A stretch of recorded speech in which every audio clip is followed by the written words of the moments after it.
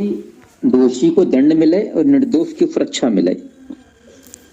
Okay जी। इसके अलावा और जो आप बता रहे हैं ना, इनमें से एक भी परिभाषा आपको किसी शास्त्र में नहीं मिलेगी पढ़ने को। इसलिए फिर से कह रहा हूं, न्याय क्या है विचार पूर्वक बताइए। इस मीटिंग में शायद कोई हो जो दर्शन वगैरह पढ़े हुए हो, न्याय दर्शन भी पढ़ा हो, तो क्या लगता है न्याय किसे कहते हैं? गुरुजी जो सबके लिए सही है वही न्याय है। जो सबके लिए सही हो, चलो जी ये भी अच्छा है। इसके अलावा कुछ और? आइए विचार कर लेते हैं, न्याय किसे कहते हैं। बुद्धि पूर्वक सोच समझकर हम समझने का प्रयास करेंगे न्याय किसे कहते हैं। जो प्रचलित चीजें हैं न्याय के संबंध में समाज में, पहले उन पे चर्चा कर लेते हैं। कई व्यक्ति ऐसा कहते हैं कि कमजोर की सहायता करना ही न्याय है। मैं आपसे भी पूछना चाहता हूं, अनम्यूट करके उत्तर दीजिए, क्या मैं सही कह रहा हूं? कमजोर की रक्षा करना, कमजोर को सुरक्षा देना न्याय है? क्या लगता है? गलत है आचार्य जी, गलत है। केवल धर्म का साथ देना न्याय है। बिल्कुल, क्योंकि कमजोर तो अधर्मी भी हो सकता है, पापी भी हो सकता है। फिर कुछ लोग ऐसा कहते हैं पक्षपात रहित व्यवहार करना ही न्याय है। अच्छा अब मुझे बताइए, सही कह रहा हूं कि गलत कह रहा हूं? नहीं, गलत है ये भी आचार्य जी। हमें धर्म का पक्ष लेना ही पड़ेगा। पर पक्ष ठीक है, पर पक्षपात रहित का मतलब है कि किसी के साथ बुरा ना हो, ये होता है पक्षपात रहित। और सब जी ये भी गलत है आचार्य जी, ये भी गलत है।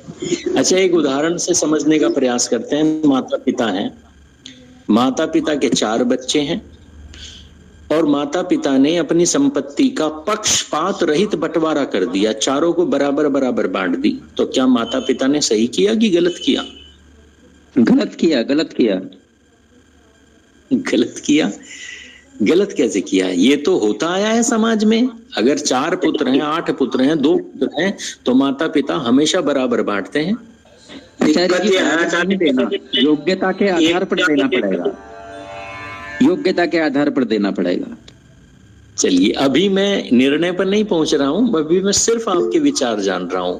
तो कुछ मानते हैं कमजोर की सहायता करना न्याय है, कुछ कहते हैं पक्षपात रहित व्यवहार करना न्याय है, कुछ ऐसा भी कहते हैं कि कोई विवाद हो, झगड़ा हो, बस वो किसी तरह सुलझ जाए। अगर वह सुलझ गया तो समझो न्याय हो गया। मैं सही कह रहा हूं या गलत कह रहा हूं? नहीं आचार्य, ये भी गलत है।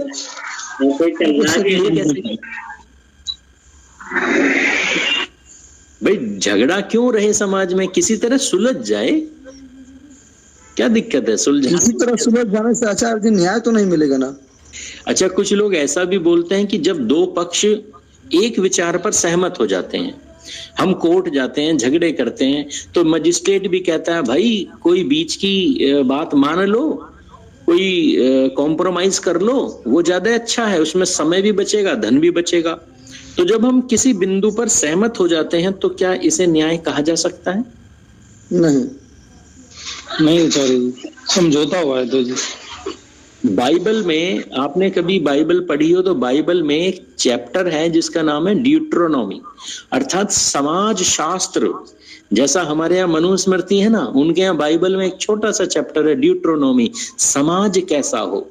तो वहां पर ईसा मसीह कहता है अगर किसी पुरुष ने एक कन्या का, वहां एक शब्द लिखा हुआ वर्जिन, यानी कि छोटी बच्ची, अगर एक किशोर बच्ची के साथ रेप कर दिया एक पुरुष ने, तो यह भी अन्याय नहीं है अगर वह व्यक्ति उस बच्ची के साथ विवाह कर लेता है और उसके पिता को 50 स्वर्ण मुद्राएं दे देता है।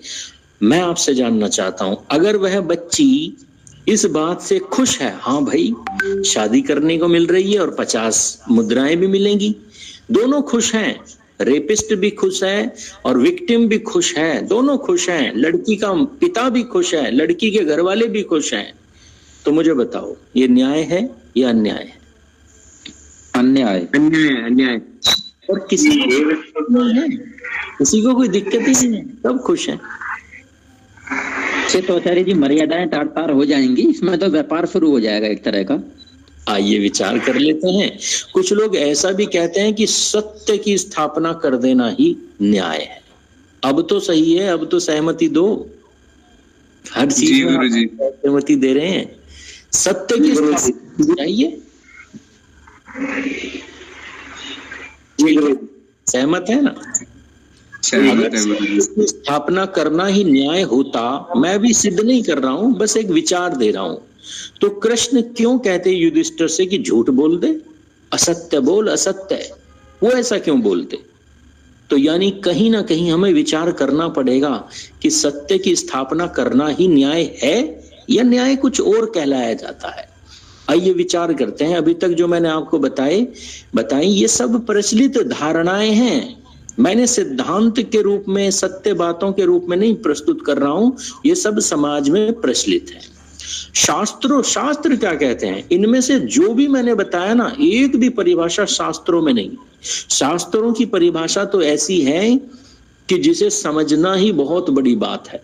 मुझे भी आज तक समझ में नहीं आई, इसलिए मैं आपके सामने रख देता हूं, शायद आप समझ पाए। तो शास्त्र कहते हैं प्रमाणों से पदार्थ की परीक्षा कर लेना ही न्याय है। ये ठीक ऐसा है कि जैसे एक व्यक्ति के घर में चोरी हो गई, उसने कहा भाई चोरी किसने की पता लगाओ। उसने एक जासूस हायर किया, जासूस ने बता दिया कि चोरी तो तेरे पड़ोसी ने की है। तो मुझे बताओ, प्रमाणों से पदार्थ की परीक्षा हो गई कि नहीं हो गई? जो परिभाषा है उसके अनुसार पता लग गया कि चोर कौन है, तो पदार्थ की परीक्षा हो गई कि नहीं हो गई? पता लग गया। जी गुरु जी। पर क्या पता लग जाने से ही न्याय हो जाएगा?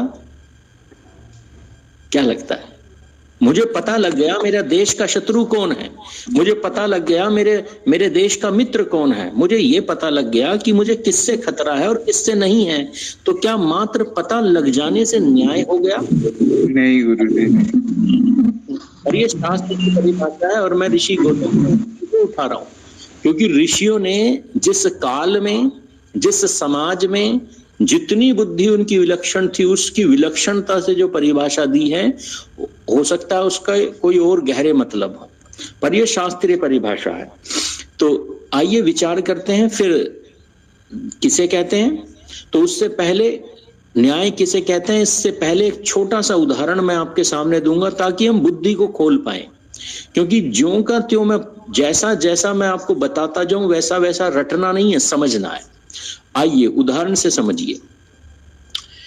आप सब जानते हैं रावण ने देवी सीता का अपहरण किया और रावण को बहुत लोगों ने समझाया कि भाई ये गलत है, मत कर ऐसा, और कर भी लिया है तो अब देवी सीता को वापस छोड़ा। सबने समझाया। मैं आपसे जानना चाहता हूं, आपने रामायण देखी भी है, पढ़ी भी है, कहीं पर रावण ने स्वीकार किया कि मैंने गलत किया? या हर समय रावण यही कहता रहा कि मैंने गलत किया ही नहीं? हर समय रावण ने यही कहा मैंने गलत किया ही नहीं। उसने कहा देखो मेरी बहन के साथ क्या हुआ, अपमान हुआ, बहन का नाक काट दी गई, आघात किया गया, उसके शरीर पर आघात किया गया, तो मैंने तो अपनी बहन के अपमान का बदला लेने के लिए देवी सीता का अपहरण किया है, मैंने कुछ भी गलत नहीं किया, इसलिए मैं जो कर रहा हूं ये न्याय है, अन्याय नहीं है। आपसे भी जानना चाहता हूं, क्या लगता है रावण सही कह रहा है या गलत कह रहा है? आपके विचार क्या है? गलत कह रहा है जी। गलत कह रहा है। अन्य कोई सदस्य क्या लगता है, रावण सही कह रहा है कि गलत कह रहा है? अच्छा, फिर से एक लॉजिक दे देता हूं, मैं रावण के पक्ष में एक लॉजिक देता हूं। रावण ने कहा कि स्त्रियों पर हाथ उठाना अपराध है, परंतु राम और लक्ष्मण ने उसकी नाक काट दी।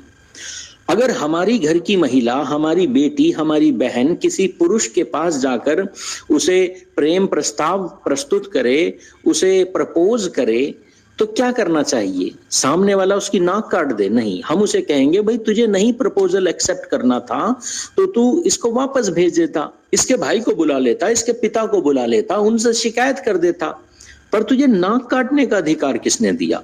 वो भी उस समाज में जहां स्त्रियों की हम पूजा करते हैं।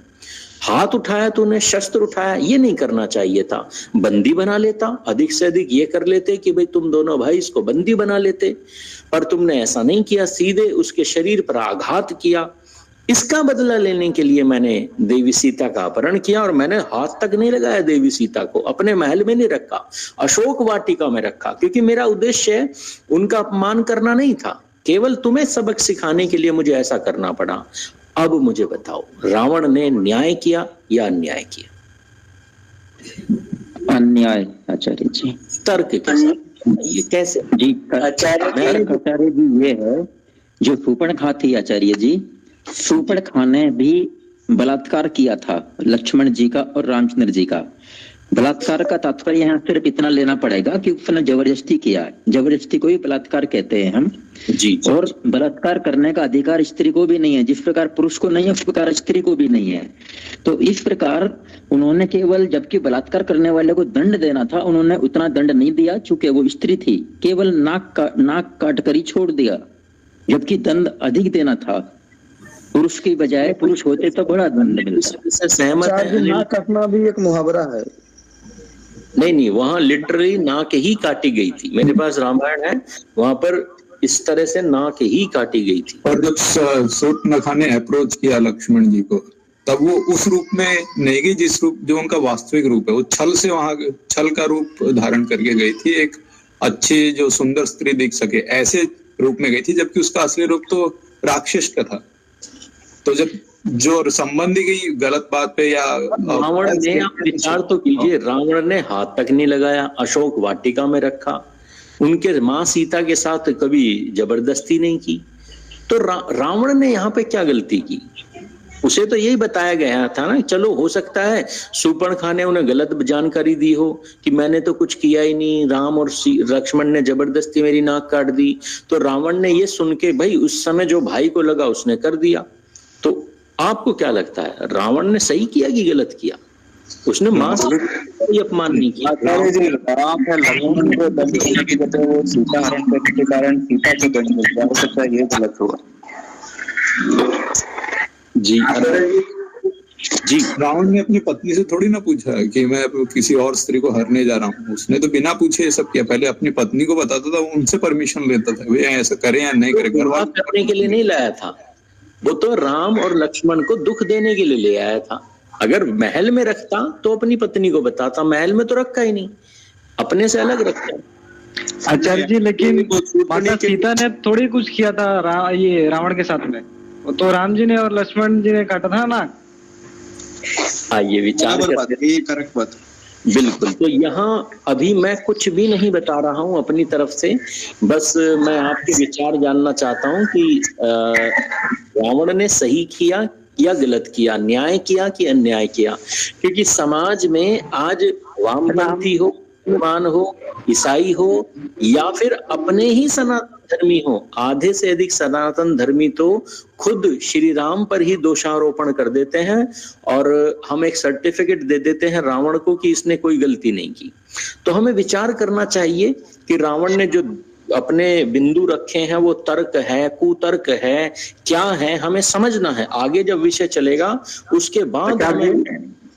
आचार्य जी, रावण ने केवल एक ही पक्ष का, शूर्पणखा का ही पक्ष सुना था, राम का पक्ष नहीं सुना था, इसलिए वो सही न्याय नहीं कर पाया और इसलिए गलत था वो। ये जो मनोज जी ने बिंदु रखा है, मुझे लगता है ये इस विषय का सबसे स्ट्रॉन्ग पॉइंट है कि रावण ने एक पक्ष ही सुना, दूसरा पक्ष तो सुना ही नहीं और निर्णय ले लिया कि मेरी बहन का अपमान हुआ। अगर वो दूसरा पक्ष भी सुन लेता तो शायद इतनी समस्या आती नहीं।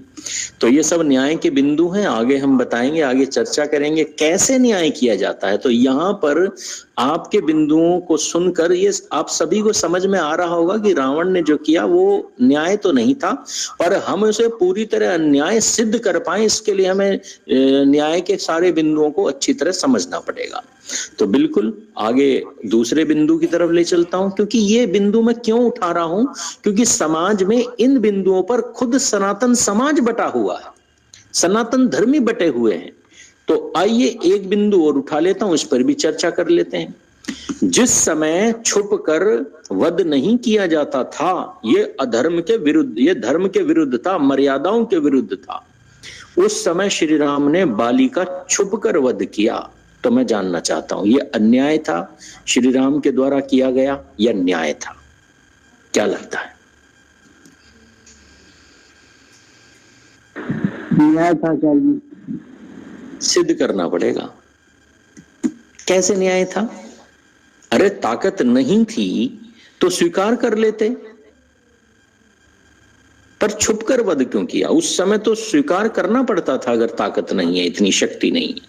आचार्य जी, किसी की न्याय की रक्षा करने के लिए जो अगर झूठ भी बोलना पड़े, छल भी करना पड़े तो करना चाहिए। यहां श्री राम ने किसी के न्याय की रक्षा के लिए नहीं किया, अपने लाभ के लिए किया।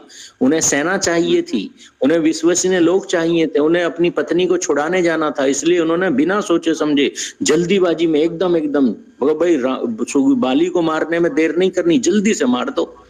उन्होंने सोचा ही नहीं। और फिर बाली का, यहां जैसे रावण ने गलती की थी, उन्होंने बाली का भी पक्ष नहीं सुना, जैसे रावण ने श्री राम का पक्ष नहीं सुना था, इसी तरह श्री राम ने बस एक ही पक्ष सुना, सुग्रीव का पक्ष सुना।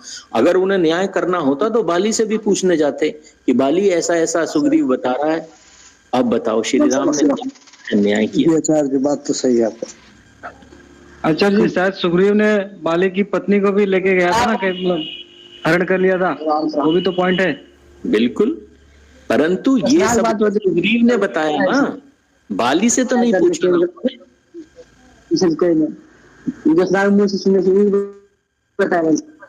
किशोर जी, आपकी आवाज स्पष्ट नहीं आ रही।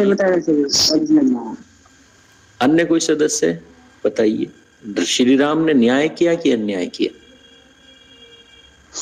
आचार्य जी, श्री राम जी हमारे गुरुकुल में पढ़े हुए, उन्होंने सोच समझ के ही निर्णय लिया होगा जी।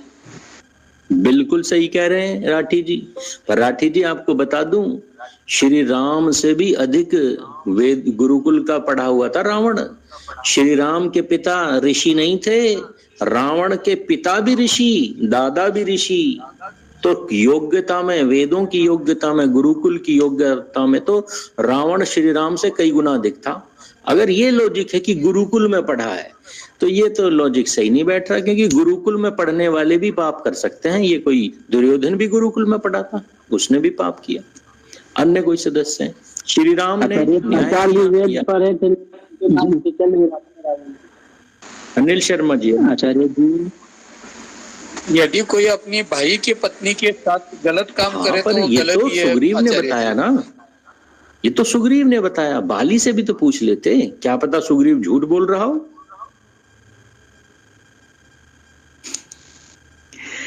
आइए विचार कर लेते हैं, श्री राम ने न्याय किया या अन्याय किया। अच्छा, एक लॉजिक देता हूं, इस लॉजिक से समझिए। क्या हम में से कोई व्यक्ति, क्या, अच्छा, सत्यम कुमार जी कह रहे हैं कि युद्ध किसने क्या कहते हैं, everything is fair in love and war.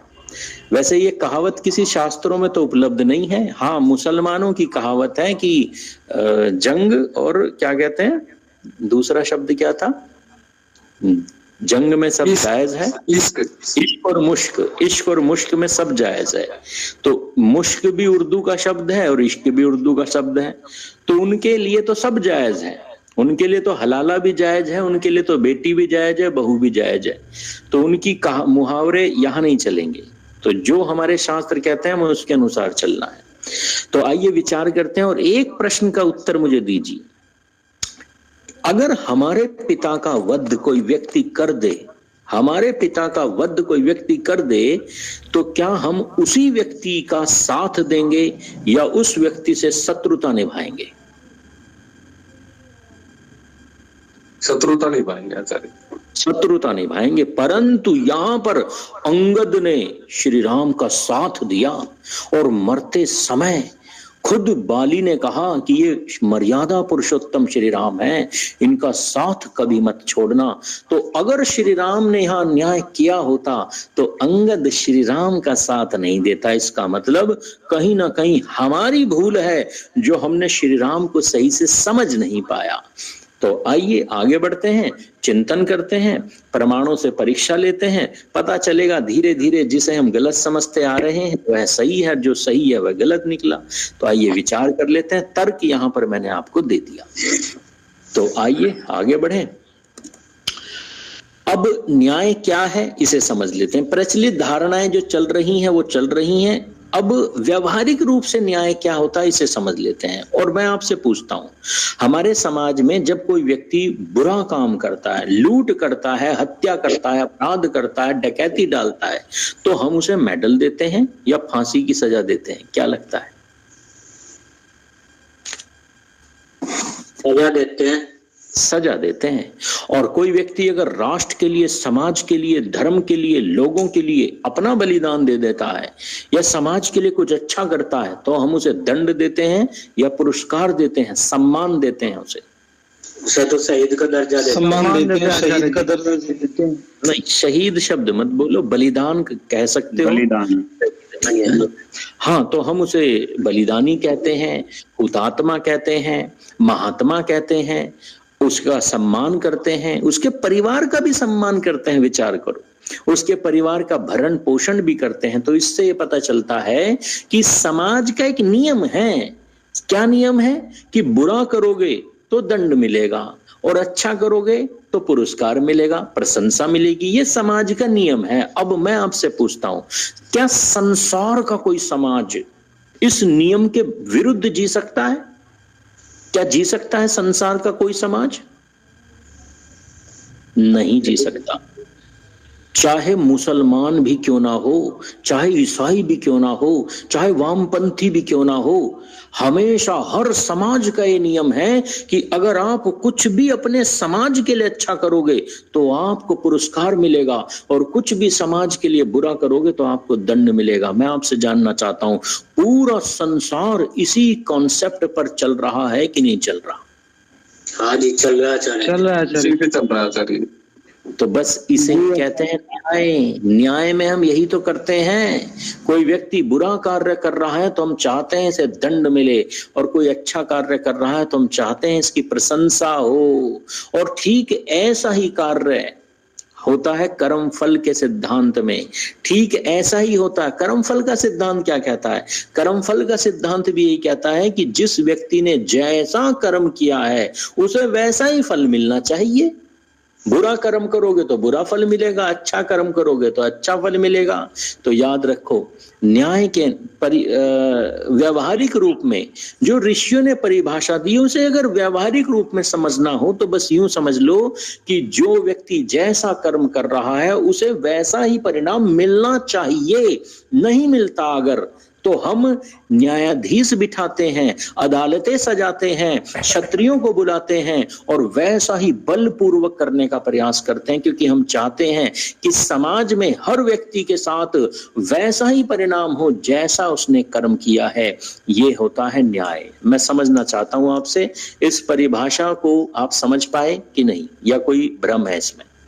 Sir एक क्वेश्चन है, जैसे इंडिया पाकिस्तान हो गए, उसमें दोनों में युद्ध हो गया, तो पाकिस्तान के किसी आदमी ने हमारे यहाँ के 5 सैनिक मार दिए, हमारे सैनिकों ने बलिदान दे दिया, तो हमारे हिसाब से तो ये हो गया कि नहीं, ये तो बहुत गलत हुआ।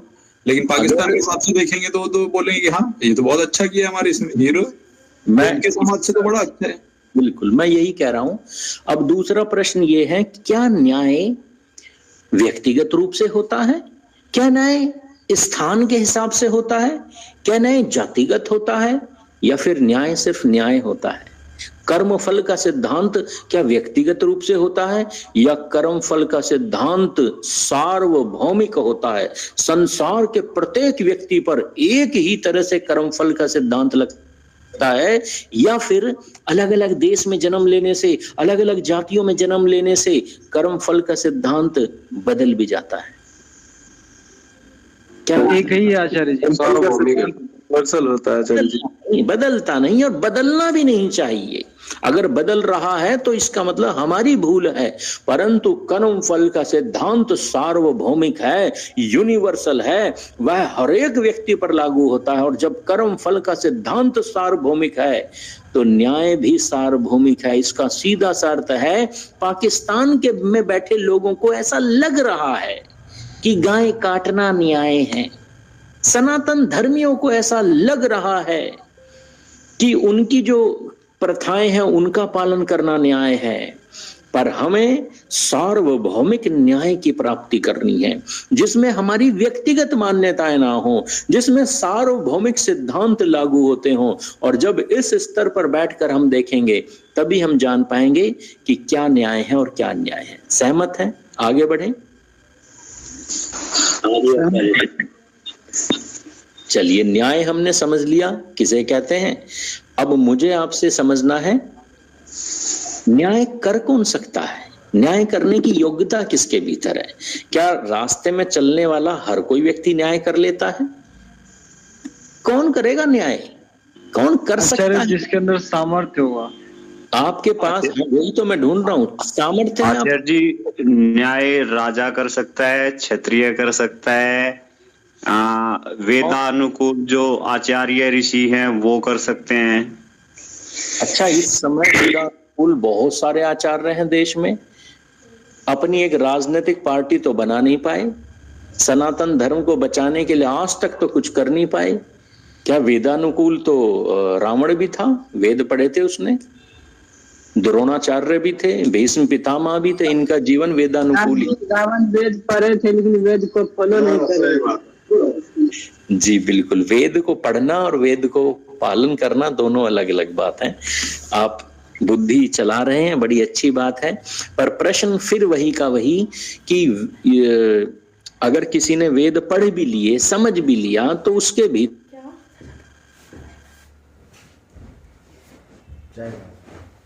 सामान के साथ जाएगा तो खराब हो जाएगा ना, कोई बात।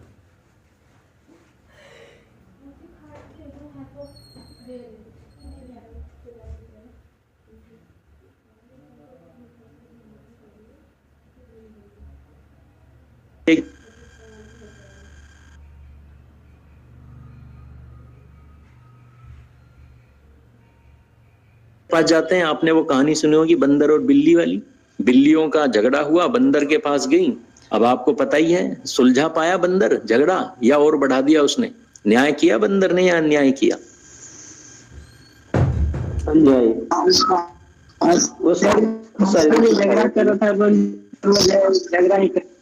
हमारी अदालतें, हमारे न्यायाधीश आजकल बंदर की तरह ही तो न्याय कर रहे हैं।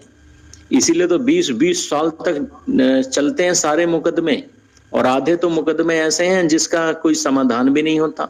सलमान खान छूट जाता है, संजय दत्त बरी हो जाता है, अपराधियों को न्याय दिलवाने के लिए रात के 12-12, 3-3 बजे तक अदालतें खोल दी जाती हैं। तो क्या लगता है, हमारी न्याय प्रणाली में जो न्यायाधीश हैं वो किस योग्यता के हैं? उनकी योग्यता बंदर से अधिक है क्या? क्या लगता है?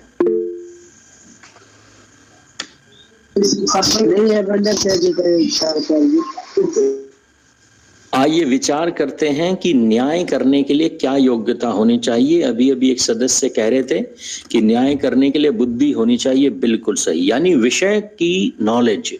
जिसके पास विषय की नॉलेज है वही न्याय कर सकता है, ये तो पहली कसौटी। परंतु दूसरा बिंदु, जो जी बल होना चाहिए बुद्धि के साथ, और निस्वार्थ भी होना चाहिए। बिल्कुल, जिसके भीतर कोई स्वार्थ है वो भी न्याय नहीं कर सकता। मान लो मेरे भाई के साथ झगड़ा हुआ और हम चले गए उसके ससुर के पास न्याय मांगने के लिए। अब मेरे भाई का ससुर मेरे पक्ष में क्यों न्याय देगा? वो अपने दामाद के पक्ष में न्याय देगा। तो ऐसा व्यक्ति होना चाहिए जिसके जीवन में जरा सी सेल्फिशनेस ना हो, स्वार्थ ना हो किसी से, निस्वार्थी हो, शक्तिशाली भी हो। कहीं ऐसा ना हो कि उसने न्याय तो सुना दिया पर कोई पालन ही ना करे। तो ऐसा नहीं होना चाहिए। उदाहरण के लिए आपको पता है 1984 में दिल्ली हाई कोर्ट ने एक फैसला दिया था कुरान के विरुद्ध में। उन्होंने कहा कुरान से 26 आयतें निकाल देनी चाहिए। कुरान की 26 आयतों को बैन कर देना चाहिए भारत में, तभी इस पुस्तक को आगे प्रकाशित करना है। भारत में वह पुस्तक नहीं चलेगी, नहीं बटेगी जिसमें 26 आयतें हो। न्यायाधीश ने अपनी मोहर दे दी। मैं आपसे जानना चाहता हूं, इस फैसले पर अमल हुआ क्या बाद में? कभी नहीं हुआ। क्यों नहीं हुआ? क्योंकि मुसलमानों की ताकत ज्यादा थी। तो याद रखो, एक न्यायाधीश को इतना शक्तिशाली होना चाहिए कि जो उसने फैसला दिया वह उसे बलपूर्वक लागू भी कर सके। इसलिए न्याय वही व्यक्ति कर सकता है जिसे विषय की समझ हो, जो निस्वार्थी हो और जिसके पास शक्ति हो। सहमत या असहमत?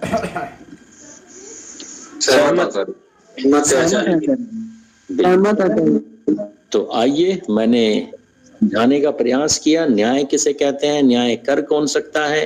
अब अगले बिंदु पर तो मैं आपको बता दूं, न्याय दर्शन के अनुसार ऋषि गौतम कहते हैं कि न्याय वह व्यक्ति कर सकता है जिसने न्याय करने के 16 साधनों का अध्ययन किया हुआ हो। न्याय सीखना पड़ता है।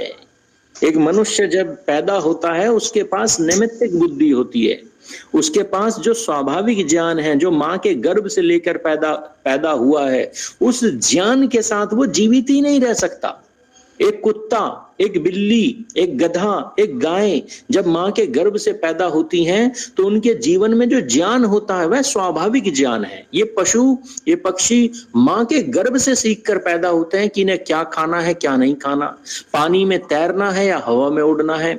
इनके जीवन में 90% ज्ञान स्वाभाविक होता है। ये उस ज्ञान के साथ अपना पूरा जीवन काट सकते हैं। अगर कोई जानवर अपना बालक पैदा करने के तुरंत बाद मर जाए तो उसका वह बालक जीवन में वो कब मरेगा नहीं, वो जीवित रह सकता है, सुरक्षित तरीके से जीवित रहेगा जंगल में, क्योंकि वह जानता है कैसे जीना है, कैसे नहीं जीना। मां सिर्फ उसे 10% बताने के लिए थी, परंतु मनुष्य के जीवन में 10% ही स्वाभाविक नॉलेज है, बाकी सब मनुष्य को सीखना पड़ता है। इसलिए ऋषि पतंजलि कहते हैं कि हे मनुष्य, अगर तू चाहता है कि तू न्याय करे तो तुझे न्याय करना आना चाहिए, सीखना पड़ेगा।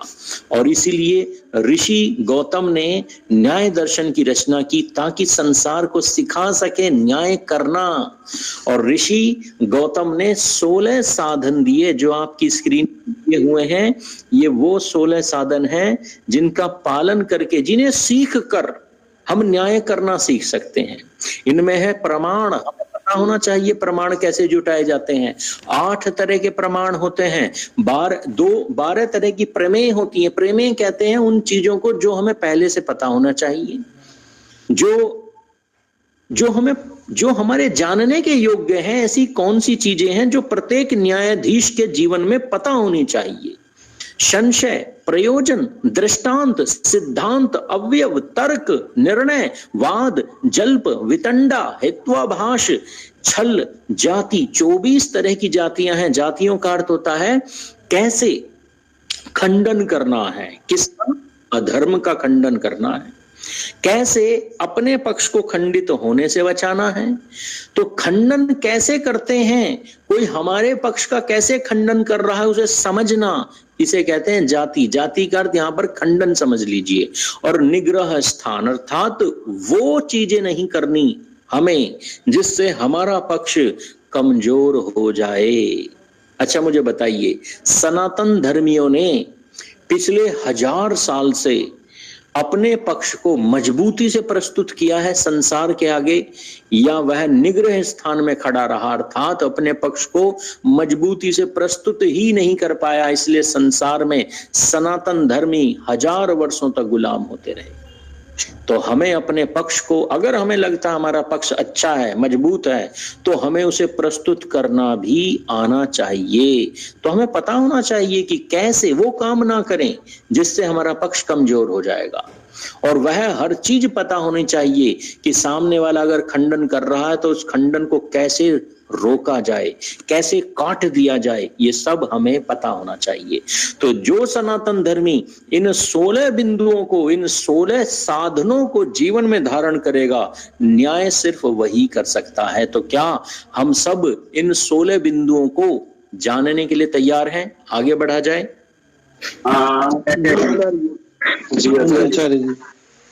आइए आगे बढ़ते हैं। तो इसमें सबसे पहला बिंदु है प्रमाण।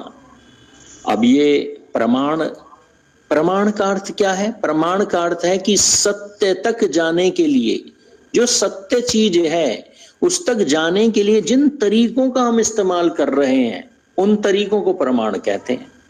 शास्त्रीय भाषा में कहूं तो जिसके द्वारा किसी पदार्थ का सही ज्ञान मिलता हुआ है प्रमाण है। तो ये प्रमाण 8 तरह के होते हैं। तो इसमें जो पहली तरह का प्रमाण है उसे कहते हैं प्रत्यक्ष प्रमाण। प्रत्यक्ष प्रमाण, प्रत्यक्ष का अर्थ है सीधा सीधा जो मनुष्य देखकर जानता है, अपनी आंखों से देखकर जानता है, जो अपने कानों से सुनकर जानता है, जो अपनी जीभ के स्वाद से जानता है, जो अपनी त्वचा से स्पर्श करने से जानता है, जो सूंघ कर जानता है। अर्थात हमारे शरीर में जानने के लिए, संसार को जानने के लिए परमात्मा ने 5 इंस्ट्रूमेंट दिए हैं, 5 इंद्रियां दी हैं, 5 सेंसेस हैं हमारे शरीर में जिससे हम संसार को जान सकते हैं।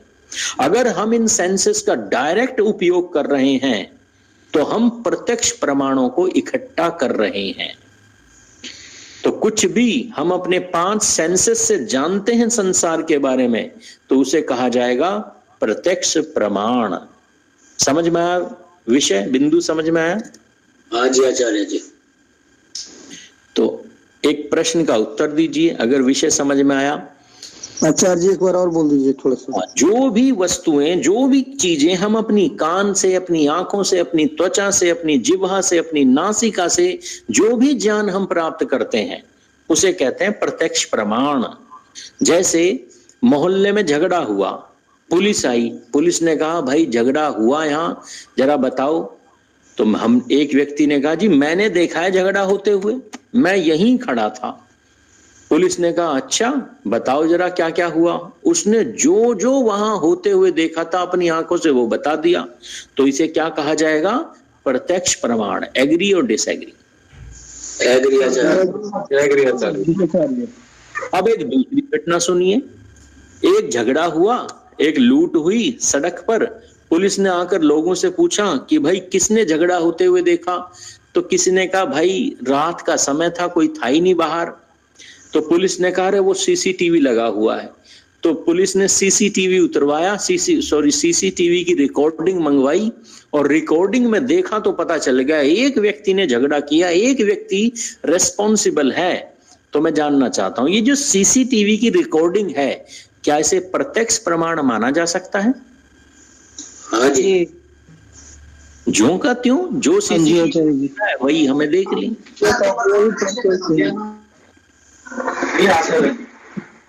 जो कैमरे वाले हो सही, पहले वाला था वो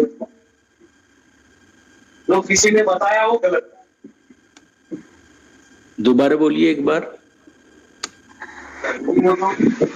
किसी को मतलब पूछा, आपकी आवाज स्पष्ट नहीं आ रही है। तो अन्य कोई सदस्य क्या लगता है सीसीटीवी रिकॉर्डिंग प्रत्यक्ष प्रमाण माना जा सकता है? माना जा सकता है। हाँ, माना जा सकता है। माना जा सकता है, परंतु ऋषि गौतम के अनुसार नहीं माना सकता है। ऋषि गौतम स्पष्ट रूप से कहते हैं प्रत्यक्ष प्रमाण वही है जो हमने अपनी आंखों से देखा, जो अपनी नासिका से सूंघा, जो अपनी त्वचा से छुआ। ये सीसीटीवी रिकॉर्डिंग, ये पिक्चर्स, ये ऑडियो, ये वीडियो, ये प्रत्यक्ष प्रमाण की श्रेणी में नहीं आते। मैं ये नहीं कह रहा हूं कि वह प्रमाण नहीं है, प्रमाण है पर प्रत्यक्ष प्रमाण नहीं है। सहमत या असहमत? हाँ जी आचार्य जी, अगर छेड़छाड़ नहीं की गई तो मान सकते हैं, उसका भी हमें जानकारी करनी पड़ेगी। मैं ये नहीं कह रहा हूं कि प्रमाण नहीं है, हो सकता है ये प्रमाण प्रत्यक्ष प्रमाण से भी स्ट्रांग हो, पर प्रत्यक्ष प्रमाण वही होगा जो हम अपनी आंखों से देखेंगे। तो प्रत्यक्ष प्रमाण की श्रेणी में CCTV recording, video, audio, pictures ये नहीं आएंगी। एग्री और डिसएग्री? एग्री आचार्य जी, एग्री आचार्य। आइए दूसरा प्रमाण है। दूसरा प्रमाण, 8 प्रमाण होते हैं, इसमें दूसरे प्रमाण की तरफ ले चलता हूं। तो दूसरे प्रमाण का नाम है अनुमान प्रमाण। तो अनुमान प्रमाण कैसे काम करता है इसे बताने के लिए एक छोटी सी वीडियो आपको दिखाने जा रहा हूं। इस वीडियो को, छोटी सी वीडियो है, इस वीडियो को आप देख लीजिए। इस वीडियो में बता देता हूं क्या हुआ था। एक हत्या हुई एक घर में और उस हत्या को किसी ने होते हुए देखा नहीं, तो एक रिटायर्ड पुलिस ऑफिसर को बुलाया गया जो बहुत इंटेलिजेंट ऑफिसर था। उसने उस घर का मुआयना किया और मुआयना करते हुए कुछ चीजों को देखा जिसने उसे पता लगा लिया कि हत्या किसने की थी। तो आइए इस वीडियो को आप भी देखिए और बताइएगा कि आप क्या क्या चीजें आपने देखी, कैसे क्या हम अनुमान के द्वारा पता लगा सकते हैं। इस वीडियो को ध्यान से देखिएगा। पता नहीं लेट आई इनको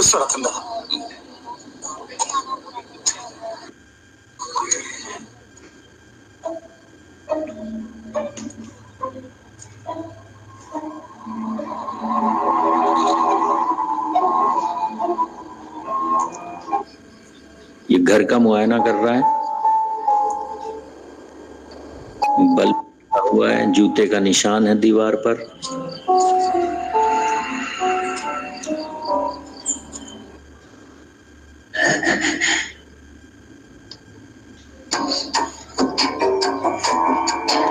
ड्राइंग रूम का मुआयना कर रहा है।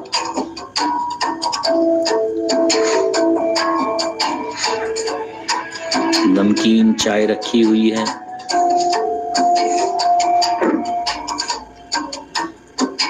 एक मैगजीन है।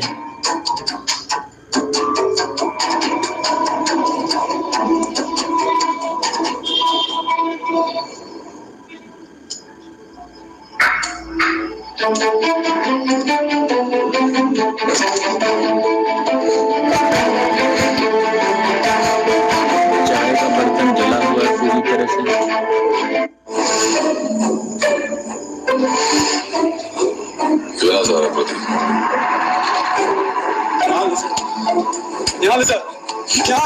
इसने मुजरिम को पकड़ लिया, अपराधी को पकड़ लिया। നീ ഇന്നലെ അവിടെ ഊരി വെച്ച ബൾബിലെ ഫിംഗർ പ്രിന്റും ഇപ്പൊ നീ തന്ന ഗ്ലാസ്സിലെ ഫിംഗർ പ്രിന്റും ഒന്നാണ്. പിന്നെ നീ ഇവിടുന്ന് കൊണ്ടുപോയ വെട്ടുകത്തി, അതിന് നീ എത്ര കഴിയാലും ഫോറൻസിക്കാർ അത് കണ്ടുപിടിക്കും. അത് പുതിയാൻ ഉപയോഗിച്ച കലണ്ടർ. അത് ഇവിടുന്നല്ലേ? അത്രയൊക്കെ പോരെ. മുൻവശത്തെ വാതിലിൽ പാടുകളോ ബലപ്രയോഗം നടന്നതിന്റെ ലക്ഷണങ്ങളോ ഒന്നും തന്നെയില്ല. അകത്തു നിന്നുള്ള ഒരാൾ തന്നെയായിരിക്കണം തുറന്നു കൊടുത്തിട്ടുണ്ടാവുക. അങ്ങനെയാണെങ്കിൽ അവിടെ വന്നത് അവസ്ഥ സോഫയിലിരുന്നതിന്റെ എല്ലാ ലക്ഷണങ്ങളും ഉണ്ടായിരുന്നു. അവിടെ ഇരുന്ന മാഗസിന്റെ സിനിമാ പേജായിരുന്നു തുറന്നു വെച്ചിരുന്നത്. മാഗസിന്റെ പേജും ഇരിപ്പിന്റെ വശവും സൂചന നൽകിയിരുന്നത് ഒരു ചെറുപ്പക്കാരിലേക്കാണ്. അടപ്പത്തിരുന്ന ചായപാത്രം കത്തിത്തെറിഞ്ഞു. വന്നയാൾക്ക് ചായ എടുക്കാൻ പോയപ്പോഴാണ് ഈ കൃത്യം നടന്നിട്ടുള്ളത്.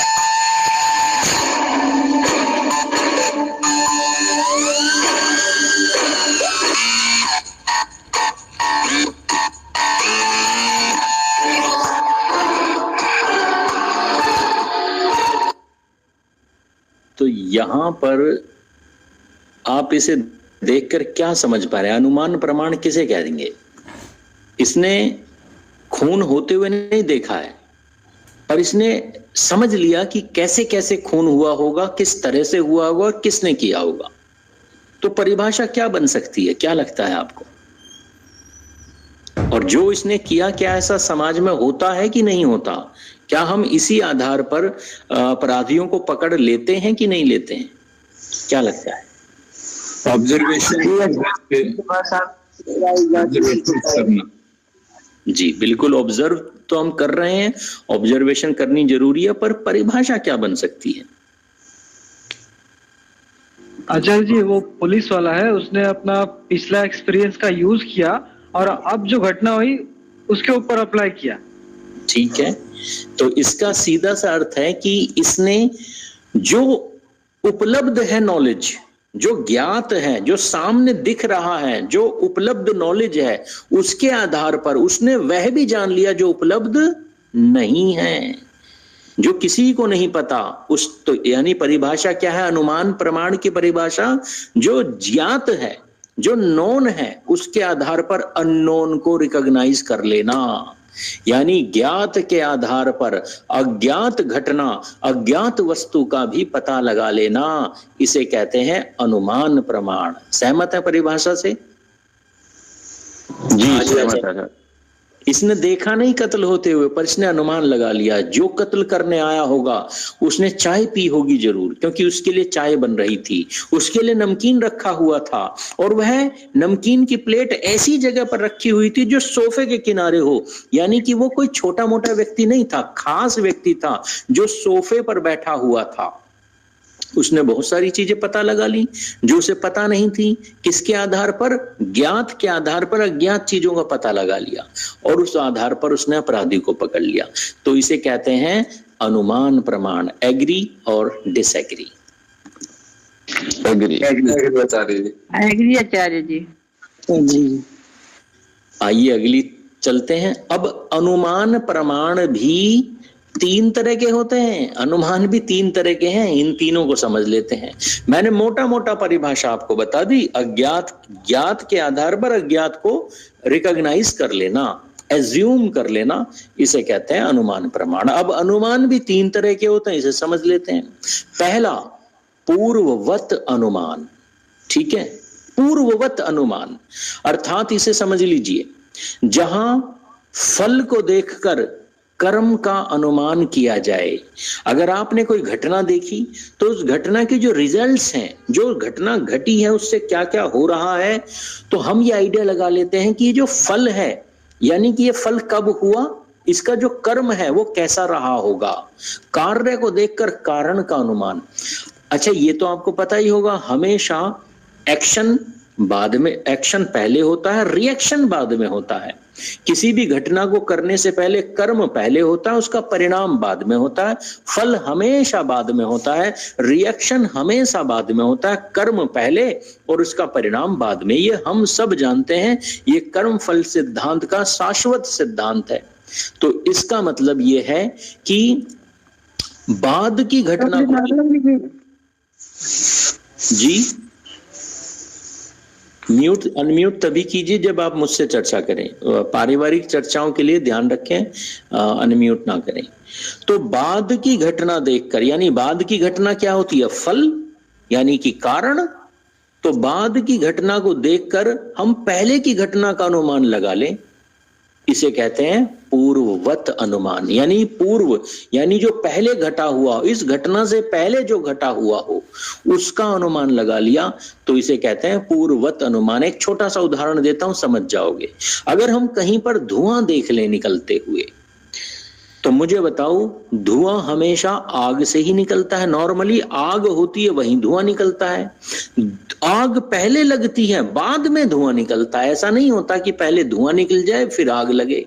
तो अगर कहीं आपने धुआं देख लिया तो समझ जाओ कि वहां पर पहले आग लगी हुई है। तो आग पहले लगी और बाद में धुआं। तो धुआं देखकर आग का अनुमान क्या है?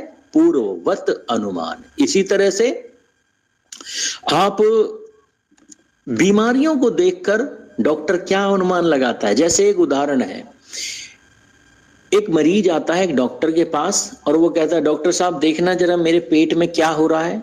तो डॉक्टर छूकर देखता है तो पता चलता है इसे तो हर्निया हो गया। तो डॉक्टर अनुमान लगा लेता है कि हो ना हो ये व्यक्ति खड़े खड़े भोजन करता है, ये व्यक्ति खाना खाके और गति करता है, घूमता फिरता ज्यादा है, दौड़ता भागता है और खड़े खड़े भोजन करता है, इसलिए इसे हर्निया हो गया। यानी कि उसने उसे खड़े होकर खाते हुए देखा नहीं है, और उसने उसकी प्रेजेंट कंडीशन, बाद की कंडीशन, परिणाम देखकर जो उसके पेट में बीमारी है, इसे देखकर पूर्ववत अनुमान कर लिया कि ये इस कारण हुई होगी। तो इसे कहते हैं पूर्ववत अनुमान। समझ में आ गया? थोड़ा कंफ्यूजन है थोड़ा। जी बताइए। जी आचार्य जी। जी कंफ्यूजन किन्हें है? आचार्य जी है तो समझ में तो आ गया, लेकिन ये थोड़ा सा फटाफट बोल भी जा रहा है, ऐसा है। कोई बात नहीं, धीरे धीरे अभ्यास करेंगे आ जाएगा। अब 2 उदाहरण मैंने आपको बता दिए, अब एक उदाहरण बताइए, पूर्ववत अनुमान का कोई उदाहरण बताइए। जब आप उदाहरण सोचेंगे तो समझ में आएगा। जैसे आचार्य जी दूध से दही बनना, दूध था तो दही बना लेंगे, ऐसा कुछ पूर्वत नहीं है। पहले बाद की घटना देखकर पहले की घटना का अनुमान करो। जैसे एक उदाहरण और दे देता हूं, मैं अपने बेटे को लेकर छावा मूवी देखने गया, तो मेरे बेटे ने कहा, जानते हो, मेरे बेटे ने कहा, अरे पिताजी मूवी देखकर तो ऐसा अनुमान हो रहा है कि मुसलमान बड़े खतरनाक हैं। खतरनाक थे, उन्होंने बहुत अत्याचार किए होंगे हिंदुओं पर, उसने देखा नहीं अत्याचार करते हुए, पर आज छावा मूवी देखकर उसने अनुमान कर लिया कि भारत ने कितने अत्याचार सहे हैं। तो क्या ये पूर्वत अनुमान का उदाहरण है कि नहीं है? बिल्कुल है आचार्य जी, बिल्कुल है, बिल्कुल है आचार्य जी, बिल्कुल। अन्य कोई उदाहरण? एम्बुलेंस जा रही है, उसको देख के हम अनुमान हो सकते हैं कोई किसी की जान मुश्किल में। बिल्कुल हो सकता है, कहीं कोई एक्सीडेंट हुआ हो, कहीं कुछ बीमार आदमी पड़ा हो, हमारे मोहल्ले से निकल कर गई तो हम एकदम भागेंगे मोहल्ले में, अरे क्या हुआ क्या हुआ, लोग पूछेंगे क्यों क्या हुआ, अरे एम्बुलेंस गई है, तो होना हो किसी के घर से गई होगी, कोई बीमार पड़ा होगा। तो इस तरह से हम एज्यूम करते हैं, इसे कहते हैं पूर्ववत अनुमान। इस समय की घटना देखकर बाद की घटना देखकर पहले की घटना का अनुमान कर लेना। एक उदाहरण देता हूं, आपसे पूछूंगा, हम एक राजनीतिक पार्टी को देखते हैं जो मुसलमानों को अत्यधिक वैल्यू देती है। सेकुलर देश में मुसलमानों को आवश्यकता से अधिक महत्व देती है। तो मैंने अंदाजा लगाया, अनुमान लगाया, हो ना हो ये पार्टी तो मुस्लिम पार्टी है, हिंदुओं के विरोधी पार्टी है। तो क्या ये पूर्वत अनुमान है कि नहीं है? हाँ जी आचार्य जी, कांग्रेस वाले, सही बात, नाम बहुत सारी हैं पार्टी। तो मैंने बाद की घटनाएं देखकर वो जो कर रही हैं उन्हें देखकर लगा लिया कि भाई इसका तो भूतकाल भविष्य सब ऐसा ही है। तो ये ऐसे करके, और एक पार्टी ऐसी है जो हिंदुओं के हित के बारे में सोच रही है आज, तो इससे हम अंदाजा लगा सकते हैं कि हो ना हो ये पार्टी का जो उद्देश्य है ये प्रो हिंदू है, हिंदुओं के पक्ष के लिए ही बनी है। तो ये है पूर्ववत अनुमान। एग्री और डिसएग्री? एग्री जी। तो ये कोई डिक्लेरेशन नहीं है, पर हमने अनुमान लगा लिया। अच्छा, अब तीसरा प्रमाण समझ लीजिए। तीसरा है शेषवत अनुमान। शेषवत अनुमान, तो इसे समझने के लिए एक फोटो मैं आपको दिखा रहा हूं, स्क्रीन पर ध्यान से देखिए। शेषवत अनुमान, इसमें आपको एक तस्वीर दिख रही है, दो लोग दिख रहे हैं जो लगभग एक जैसे ही हैं। देखो, दोनों ही मनुष्य हैं, दोनों ही जो है पैंट पहने हुए हैं, ऊपर से शरीर अर्धनंग है, और लगभग दोनों एक जैसे ही हैं। पर फिर भी आपके मन में एक विचार जरूर आ रहा होगा कि नहीं, दोनों में कुछ ना कुछ तो डिफरेंस है, कुछ ना कुछ तो इनके जीवन में अंतर है। तो ये जो इनके जीवन में इनके शरीर को देखकर, इनके शरीर के डिफरेंस को देखकर जो आप इनके बारे में अनुमान लगा रहे हैं, उसे ही कहते हैं शेषवत अनुमान। अब मुझे बताइए, दोनों तस्वीरों को देखकर आपने क्या अनुमान लगाया? एक की तोन ज्यादा निकली हुई है और एक कम खाता है, हेल्थ ज्यादा है। अच्छा, मोटा मोटा अनुमान लगाऊं? मैं नहीं जानता इनके बारे में ज्यादा गहराई, पर हाँ, एक बार में दोनों जब पिक्चरें देखूंगा तो मुझे आइडिया होगा। एक रेगुलर एक्सरसाइज करता है और एक अपना बिल्कुल ध्यान नहीं रखता, ये कुछ भी खा ले। जी, मैं सही कह रहा हूँ या गलत कह रहा हूँ? हाँ जी, सही कह रहे हैं आचार्य जी। शेषवत अनुमान का जो परिभाषा है उसे समझ लीजिए। दो पदार्थ जो लगभग एक समान हो, उनमें अधिकांश चीजें एक समान हो, अब उनकी समानता को निकाल दो और उनकी जो भिन्नता बची, उस भिन्नता को देखकर उनके गुणों का जो अगर अनुमान लगाया जा रहा है तो इसे कहते हैं शेषवत अनुमान। एक और उदाहरण से समझाऊं मैं आपको? समझाओ जी आचार्य जी। आइए एक उदाहरण और समझ लीजिए। स्क्रीन पर आपको दो गायों का चित्र दिख रहा है। देखिए, दो गायें आपको दिख रही हैं, एक जर्सी गाय है, एक देसी गाय है। और ये अगर किसी भी बच्चे से पूछा जाए, बेटे से पूछा जाए, बेटे बताओ ये कौन सा जानवर है, कौन सा पशु है स्क्रीन पर, तो हर कोई बताएगा गाय है, गाय, क्योंकि ये दोनों गाय जैसी दिख रही हैं, परंतु इनके भीतर कुछ ना कुछ डिफरेंस है, अंतर है। वह क्या है? अंतर है इनके भीतर। देसी गाय है सर, कुबड़ वाली, कुबड़ का अंतर है इनके भीतर है, तो जर्सी गाय है। वो तो पहचान बताइए, अंतर बताइए, वो वस्तु बताइए जो इन दोनों में भिन्न है। समान तो सब दिख रहा है, दोनों की पूंछ है, चार पैर हैं, दोनों के कान हैं, दोनों के गल कंबल भी है, गले पर खाल लटक रही है, तो गाय तो दोनों है, परंतु एक ऐसी चीज जो भिन्न हो, जो एक में है, हम एक में जो है बिल्कुल। तो इनकी जो भिन्नता है उसे कहते हैं कुबड़। देसी गाय के कंधे पर कुबड़ है और जर्सी गाय के कंधे पर कुबड़ नहीं है। तो दो पदार्थों की समानताओं को निकाल दो और जो बच गया उस पदार्थ उसे देखकर उस पदार्थ के गुणों का अनुमान कर लेना ही शेषवत अनुमान है। जो शेष रह गया, समानता निकालकर जो शेष रह गया उससे अनुमान करो कि यह वस्तुएं कैसी हैं। तब हमने पता लगा लिया कि एक गाय तो देसी है जिसमें कुबड़ है और एक गाय देसी नहीं है। तो किसी भी वस्तु के असमान गुणों को देखकर उनके व्यक्तित्व के बारे में अनुमान लगा लेना ही कहते हैं शेषवत अनुमान। ठीक है जी, सहमत हैं? उदाहरण समझ में आ गया? बहुत सुंदर आचार्य जी, बहुत सुंदर। अब उदाहरण समझ में आ गया तो एक पिक्चर और दिखा रहा हूं। अब इस पिक्चर को देखकर मुझे आपसे जानना है।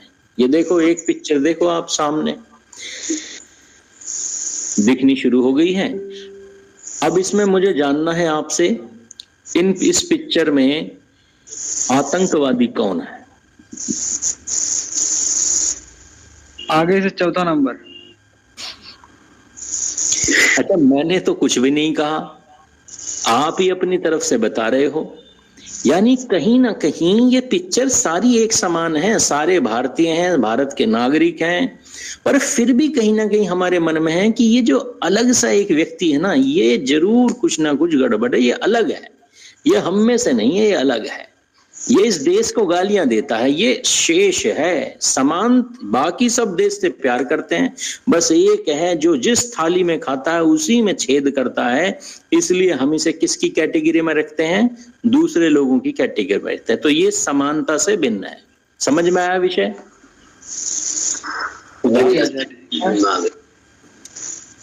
आइए, तो इसे कहते हैं शेषवत अनुमान।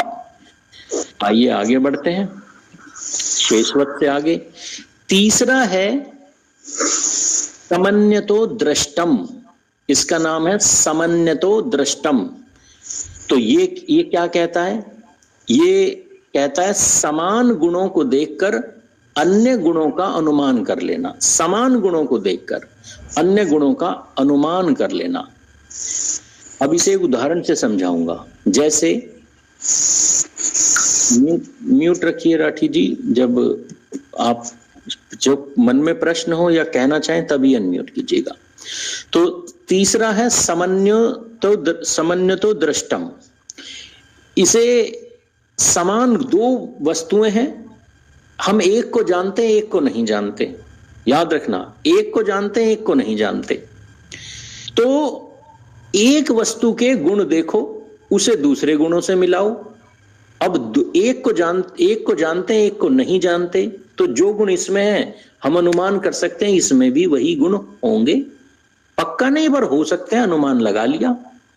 तो दो वस्तुओं को देखकर जिसमें से एक को हम जानते हैं, एक को नहीं जानते, तो जिसे नहीं जानते, जो अज्ञात है, उसके गुणों का भी अनुमान लगा सकते हैं ज्ञात के गुणों को जानकर। उदाहरण के लिए समझ लीजिए, जैसे मुझे पता है लादेन तो आप भी जानते हैं कौन था। लादेन आतंकवादी था। उसकी वेशभूषा, उसकी दाढ़ी, उसकी योग्यता, कल्चर, उसका ट्रेडिशन, उसकी मान्यताएं, उसका खान पान सब जानते हैं कि नहीं जानते? आप सब जानते हैं। मैं हम सब जानते हैं वो किस विचारधारा का व्यक्ति था, कौन से कपड़े पहनता था, क्या चीजें उसको अच्छी लगती थी, क्या उसके शौक थे, किन किताबों को पढ़ता था, क्या उसका कल्चर था, ट्रेडिशन था, किसे ईश्वर मानता था, किसे अपना आदर्श मानता था, हम सब जानते हैं।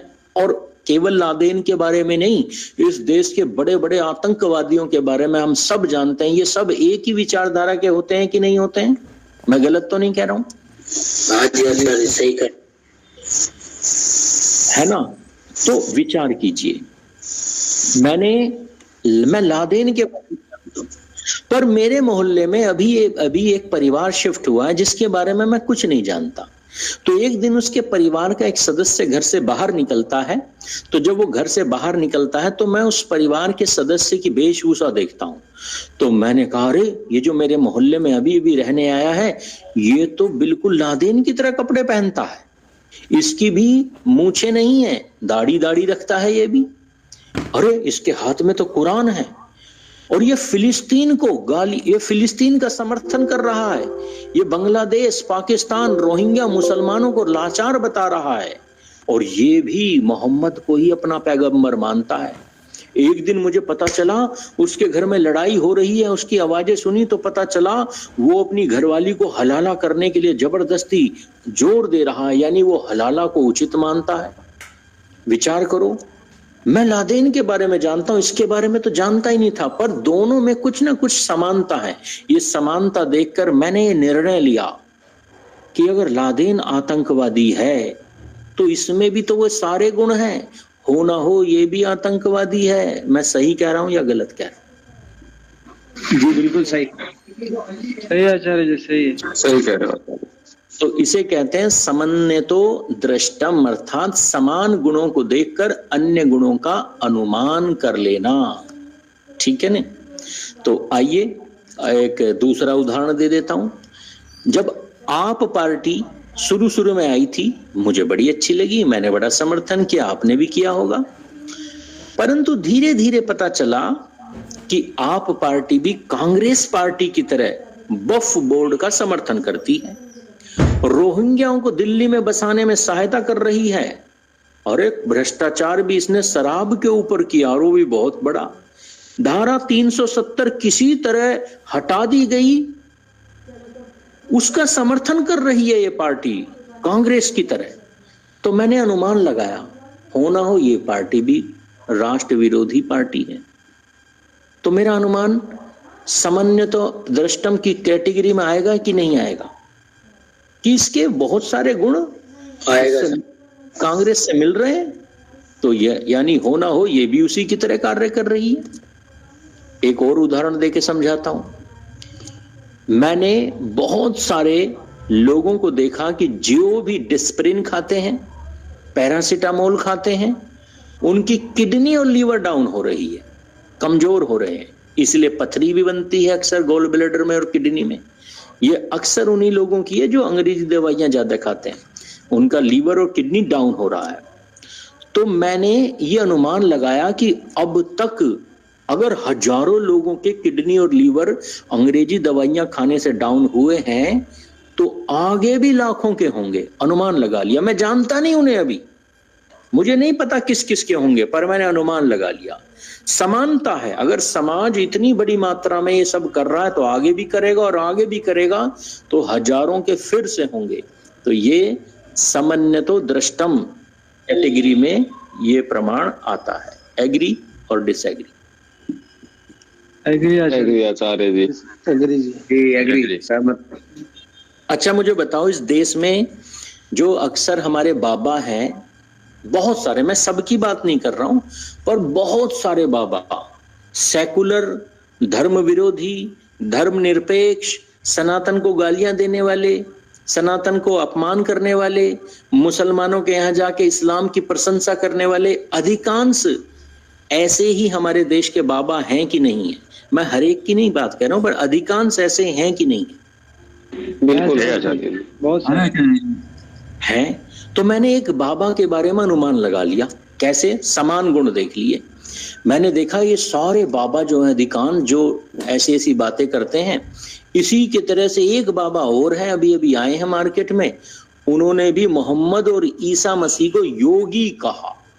क्यों, कौन कहता है? हमेशा सेकुलर बाबा कहते हैं। योगी ईसा और मोहम्मद की प्रशंसा कौन करता है? हिंदुओं में सेकुलर लोग करते हैं। और इस बाबा ने एक दिन कुरान का विमोचन किया। मैं समझ गया, अरे कुरान का विमोचन तो सेकुलर करते हैं, ये बाबा भी कर रहा है। एक दिन ये अपने एक मित्र के साथ मजार पर चादर चढ़ाने चले गए। ये कहते हैं मैंने नहीं चढ़ाई, मेरे मित्र चढ़ाने गए थे तो मैं भी उनके साथ चला गया। हालांकि मैं नहीं गया आज तक अपने मित्र, मैं तो उस ऐसे मित्र से दोस्ती तोड़ देता हूं जो मजारों पर चादर चढ़ाने जाए। पर ये बाबा कहते हैं अरे मेरे मित्र हैं, केरल से आए थे तो मैं उनके साथ चला गया। अब मैं आपसे जानना चाहता हूं, ये सब तो सेकुलर लोग करते हैं, तो मेरे मन में विचार आया कि ये बाबा भी हो ना हो, इनके बहुत सारे गुण सेकुलर बाबाओं से मिलते हैं, तो ये बाबा भी सेकुलर बाबा ही हैं। सहमत या असहमत? सहमत आचार्य। सहमत आचार्य। तो ये जो उदाहरण है समन्तो दृष्टम प्रमाण की कैटेगरी में आएगा कि नहीं आएगा? आएगा। और कौन है बाबा? बाबा रामदेव, स्वामी रामदेव। मैं तो आपसे पूछ रहा हूं, आप ही उत्तर दे रहे हैं। तो ये इस तरह से हमारे ऋषि कहते हैं कि हम अनुमान प्रमाण के द्वारा सत्य तक पहुंच सकते हैं। तो इसी तरह ये जो अनुमान प्रमाण था ये समाप्त हुआ। अब तीसरा जो प्रमाण है, 8 प्रमाण होते हैं, 8 प्रमाण, तो तीसरा प्रमाण समझ लीजिए। तीसरा प्रमाण है उपमान प्रमाण। अब उपमान प्रमाण कैसे पता लगाएंगे? किसी अज्ञात वस्तु को किसी ज्ञात वस्तु के गुणों की समानता के आधार पर जान लेना। जैसे एक वस्तु है, उसे हम जानते ही नहीं, हम मिले ही नहीं उससे, देखा ही नहीं हमने कभी उस वस्तु के बारे में, पर हाँ उससे मिलती जुलती एक वस्तु हमारे साथ रहती है। अब किसी ने पूछा कि भाई वो कैसा है जिसे हम नहीं जानते, तो मैंने एकदम देखा, अरे वो तो इसके जैसा सुना है मैंने, तो हो ना हो वो भी ऐसा ही होगा। तो ज्ञात वस्तु को देखकर अगर वह उसके समान है, ये मुझे पता है, तो फिर उपमान इन उपमा कर लेना, तुलना कर लेना। तो मैं ज्ञात वस्तु से अज्ञात वस्तु की तुलना करके इस अनुमान पर पहुंच सकता हूं कि वह बिल्कुल इसके जैसी है। जैसे एक उदाहरण देता हूं। अच्छा मुझे बताओ, इस मीटिंग में कितने सदस्य हैं जिन्होंने भेड़िया देखा है कभी? वुल्फ देखा है कभी? भेड़िया क्या लगता है? देखा है हमने? हमारे बच्चों ने देखा है? आचार्य जी। और हमारे बच्चों ने देखा है कभी? नहीं देखा। फोटो तो देखा आचार्य जी। फोटो अलग बात है, रियल में तो नहीं देखा ना। तो कभी हमारे बच्चे हमसे कहने लगे, पिताजी भेड़िए की बहुत कहानियां सुनी है हमने, पुराने समय में भेड़िया आ जाता था गांव में, बच्चों को उठा के ले जाता था, पिताजी भेड़िया कैसा होता है, कुछ बताओ ना भेड़िए के बारे में। अब बच्चे को पता ही नहीं भेड़िया होता कैसा है, देखा ही नहीं उसने कभी, तो पिता कैसे समझाएगा? पिता कहेगा बेटा कुत्ता देखा है ना, कुत्ता बस कुछ कुछ कुत्ते जैसा ही होता है। तो उपमा उसने कुत्ते की प्रस्तुत कर दी, तुलना। तो यानी कि ज्ञात वस्तु के अज्ञात वस्तु के गुण कुछ कुछ ज्ञात वस्तु से मिलते हैं, तो वह कुछ कुछ ज्ञात वस्तु के जैसा ही है ऐसा अनुमान लगा लिया। इसे कहते हैं उपमान प्रमाण। समझ में आया? उदाहरण के द्वारा समझ पा रहे? जी जी आचार्य। जी आचार्य। अच्छा, हम सब ने मगरमच्छ तो देखा ही है, पर शायद हम में से किसी ने घड़ियाल ना देखा हो, शायद। जिसने देखा है अच्छी बात। पर अगर मेरे बच्चे कहेंगे पिताजी घड़ियाल कैसा होता है मुझे बताओ, मगरमच्छ तो मैंने देखा है, मगरमच्छ तो मैं देखता हूँ टीवी में कई बार दिखाया जाता है मगरमच्छ, पर घड़ियाल कैसा होता है? तो मैं अपने बच्चे से कहूंगा बेटा मगरमच्छ देखा है ना, बस उसके ही जैसा होता है। तो एग्जैक्टली नहीं बता रहे हैं, अनुमान लगा रहे हैं कि कुछ कुछ उसके जैसा ही होता है। इसे कहते हैं उपमान प्रमाण। समझ में आया विषय? कैसे? जी आचार्य जी, उपमान और संबंध दृष्टम दोनों सेम से कुछ कुछ सेम है परंतु पूरी तरह सेम नहीं है। आइए समझा देता हूं दोबारा से। समंतो दृष्टम, एक व्यक्ति में दो व्यक्ति हैं, उनके भीतर कुछ गुण समान हैं जिन्हें आप जानते हो, परंतु कुछ छुपे हुए गुणों का अनुमान करना है। समझ रहे हो? परंतु उपमान में तो एक वस्तु को आप जानते ही नहीं, आपने देखा ही नहीं, वो पूरी तरह से अज्ञात है। तो उस अज्ञात वस्तु को पता लगाने का काम है उपमान प्रमाण के द्वारा। पर समंतो दृष्टम में क्या है कि दो वस्तुएं हैं, एक के कुछ गुण जानते हैं, दूसरे के कुछ गुण नहीं जानते। तो जिसके गुण जानते हैं उसके आधार पर उसके दूसरे गुणों के बारे में पता लगा रहे हैं। ठीक है, तो वहां अज्ञात गुणों के बारे में पता लगा रहे हैं। समझ में आया? थोड़ा सा डिफरेंस है, डिफरेंस तो होगा ही अगर ऋषियों ने लिखा है। ठीक है जी, समझ में आया? जी जी सर जी। जी आचार्य, उपमान का एक बार फिर से बता दीजिए। जी, उपमान में क्या है कि एक वस्तु को आपने देखा ही नहीं, अज्ञात है। अब वो कैसी है, क्या गुण कर्म स्वभाव है, हम जानते ही नहीं, तो हम पता कैसे लगाएंगे? तो हम देखेंगे उसके जैसी समाज में कोई और है क्या वस्तु। तो हमें कोई वस्तु अगर मिल जाती है तो हम अपने बच्चों को, लोगों को कहेंगे भाई इसके जैसी है, कुछ कुछ इसके जैसी है। जैसे किसी बच्चे ने कहा पिताजी ये अफ्रीकन कैसे दिखते हैं शकल से, कुछ बताओ ना। हमने कहा बेटा कैसे दिखते हैं, कैसे दिखते हैं, कैसे बताऊं, कैसे बताऊं। अच्छा बेटा तूने मोहल्ले में वो देखा है ना, वो व्यक्ति जो फलानी जगह पर रहता है, जिसके घुंघराले से बाल हैं, चेहरा तवे जैसा काला है, वो उसके ही जैसे है। एग्जैक्टली नहीं है पर उसके जैसे हैं। तो इस तरह से कोई पूछे कि पिताजी अंग्रेज कैसे होते हैं, बताना जरा, अंग्रेज देखे ही नहीं मैंने आज तक। तो कोई मोहल्ले में ऐसा व्यक्ति हो जिसे ल्यूकोडर्मा हो रखा हो, वाइट सफेद दाग हो गए हो चेहरे पे, पूरा सफेद हो गया हो, तो हम कहेंगे बेटा देख इसके जैसे होते हैं। तो इसे कहते हैं उपमान प्रमाण। अब तो शायद अच्छी तरह समझ में आ गया होगा। हाँ जी आचार्य जी। जी आइए आगे बढ़ते हैं। इसी तरह चौथा प्रमाण है शब्द प्रमाण। तो शब्द प्रमाण किसे कहते हैं, कोई सज्जन बताना चाहेंगे नए सदस्यों में से? शब्द प्रमाण किसे कहते हैं? पुराने सदस्यों में से किसी को भी कोई डाउट हो तो पूछ सकते हैं। शब्द प्रमाण, शब्दों को सुन ऐसा अपने शब्द बोले उसी के आधार पर नहीं। शब्द प्रमाण का अर्थ है कि जो किसी बयान कह सकते हैं आचार्य जी, जो बयान दे। नहीं, शब्द प्रमाण कहते हैं एक्सपर्ट एडवाइस। यानी कि आपको समझ नहीं आ रहा है कि ये घटना कैसे घटी, ये क्या है, क्या हो रहा है, परंतु एक एक्सपर्ट व्यक्ति आया, उस विषय का एक्सपर्ट व्यक्ति, उसने बता दिया कि भाई मैं इस विषय का एक्सपर्ट हूं, मैं जानता हूं ये घटना कैसे घटी। तो यहां पर यूं समझ लीजिए व्यवहारिक शब्दों में एक्सपर्ट एडवाइस। जैसे फॉर एग्जांपल आप एक डॉक्टर के पास जाते हैं, आपने कहा डॉक्टर साहब देखना मेरे पेट में क्या है, दर्द हो रहा है। तो डॉक्टर ने चेकअप किया, टेस्ट लिए, और टेस्ट करने के बाद जो रिपोर्ट आई तो डॉक्टर ने कहा आपको तो कैंसर है, या आपको तो गॉल ब्लैडर में किडनी है, आपके तो किडनी शरीर में है, या कोलेस्ट्रॉल अधिक बन रहा, कुछ भी बीमारी डॉक्टर ने बता दी।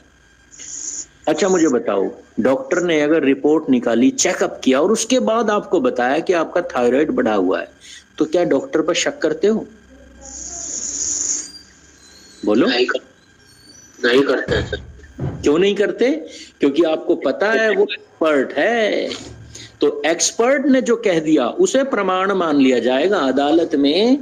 अदालत में केस आया, लोगों ने कहा कि भाई ये तो आत्महत्या है, एक लड़की ने आत्महत्या की, पर किसी को शक हो गया। उसने कहा नहीं भाई डॉक्टर को बुलाओ, वो चेक करेगा। डॉक्टर ने चेक किया, सब चीजें चेक की, उनने बता दिया डॉक्टर ने आत्महत्या नहीं है, हत्या हुई है।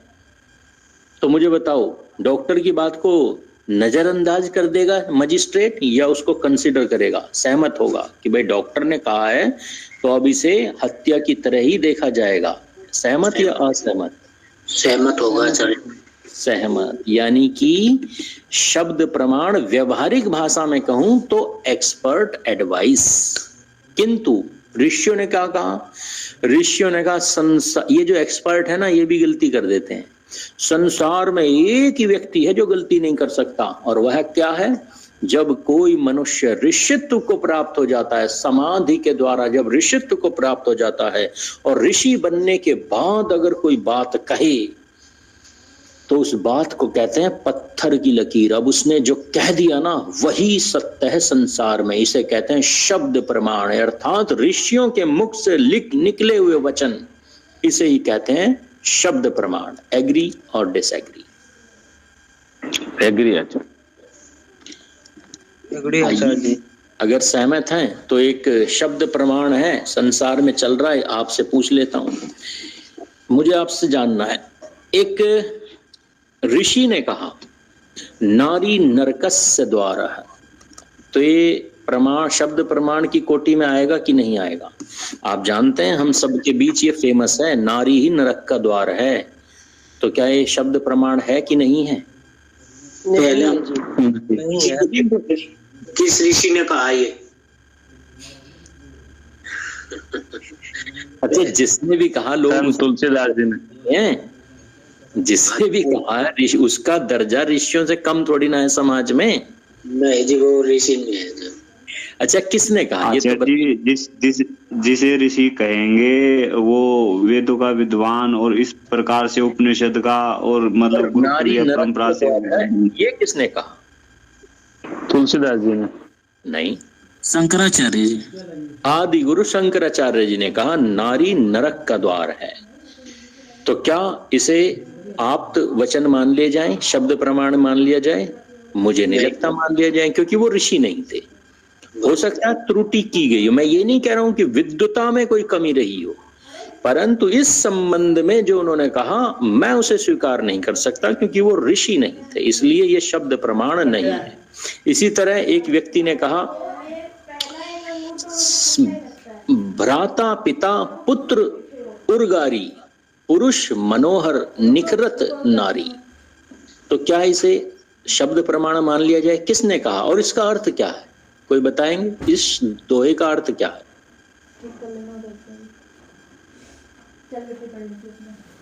जिमी स्वतंत्र भयो बिगड़ी ही नाड़ी, बिगड़ी ही नारी, क्या अर्थ है इसका?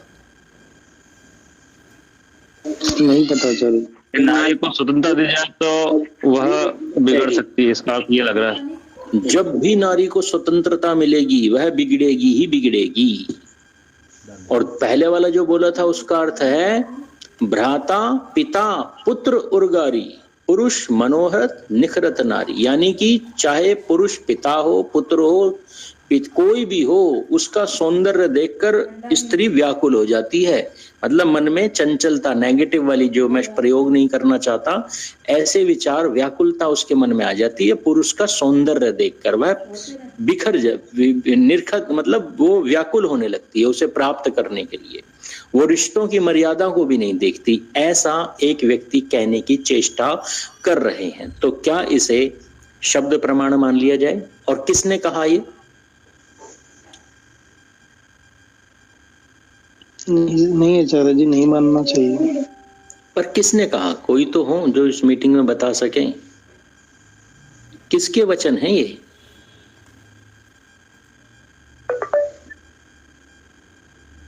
कोई होगा आधुनिक जो शंकराचार्य बन रहे होंगे, लगता है तुलसीदास जी के। गोस्वामी तुलसीदास जी ने कहा है, ये विचार कीजिए। तो वो ऋषि नहीं थे, हो सकता है कहने में गलती हो गई हो, ईर्ष्यावश कह दिया हो, जोश में कह दिया हो, जो भी कहा।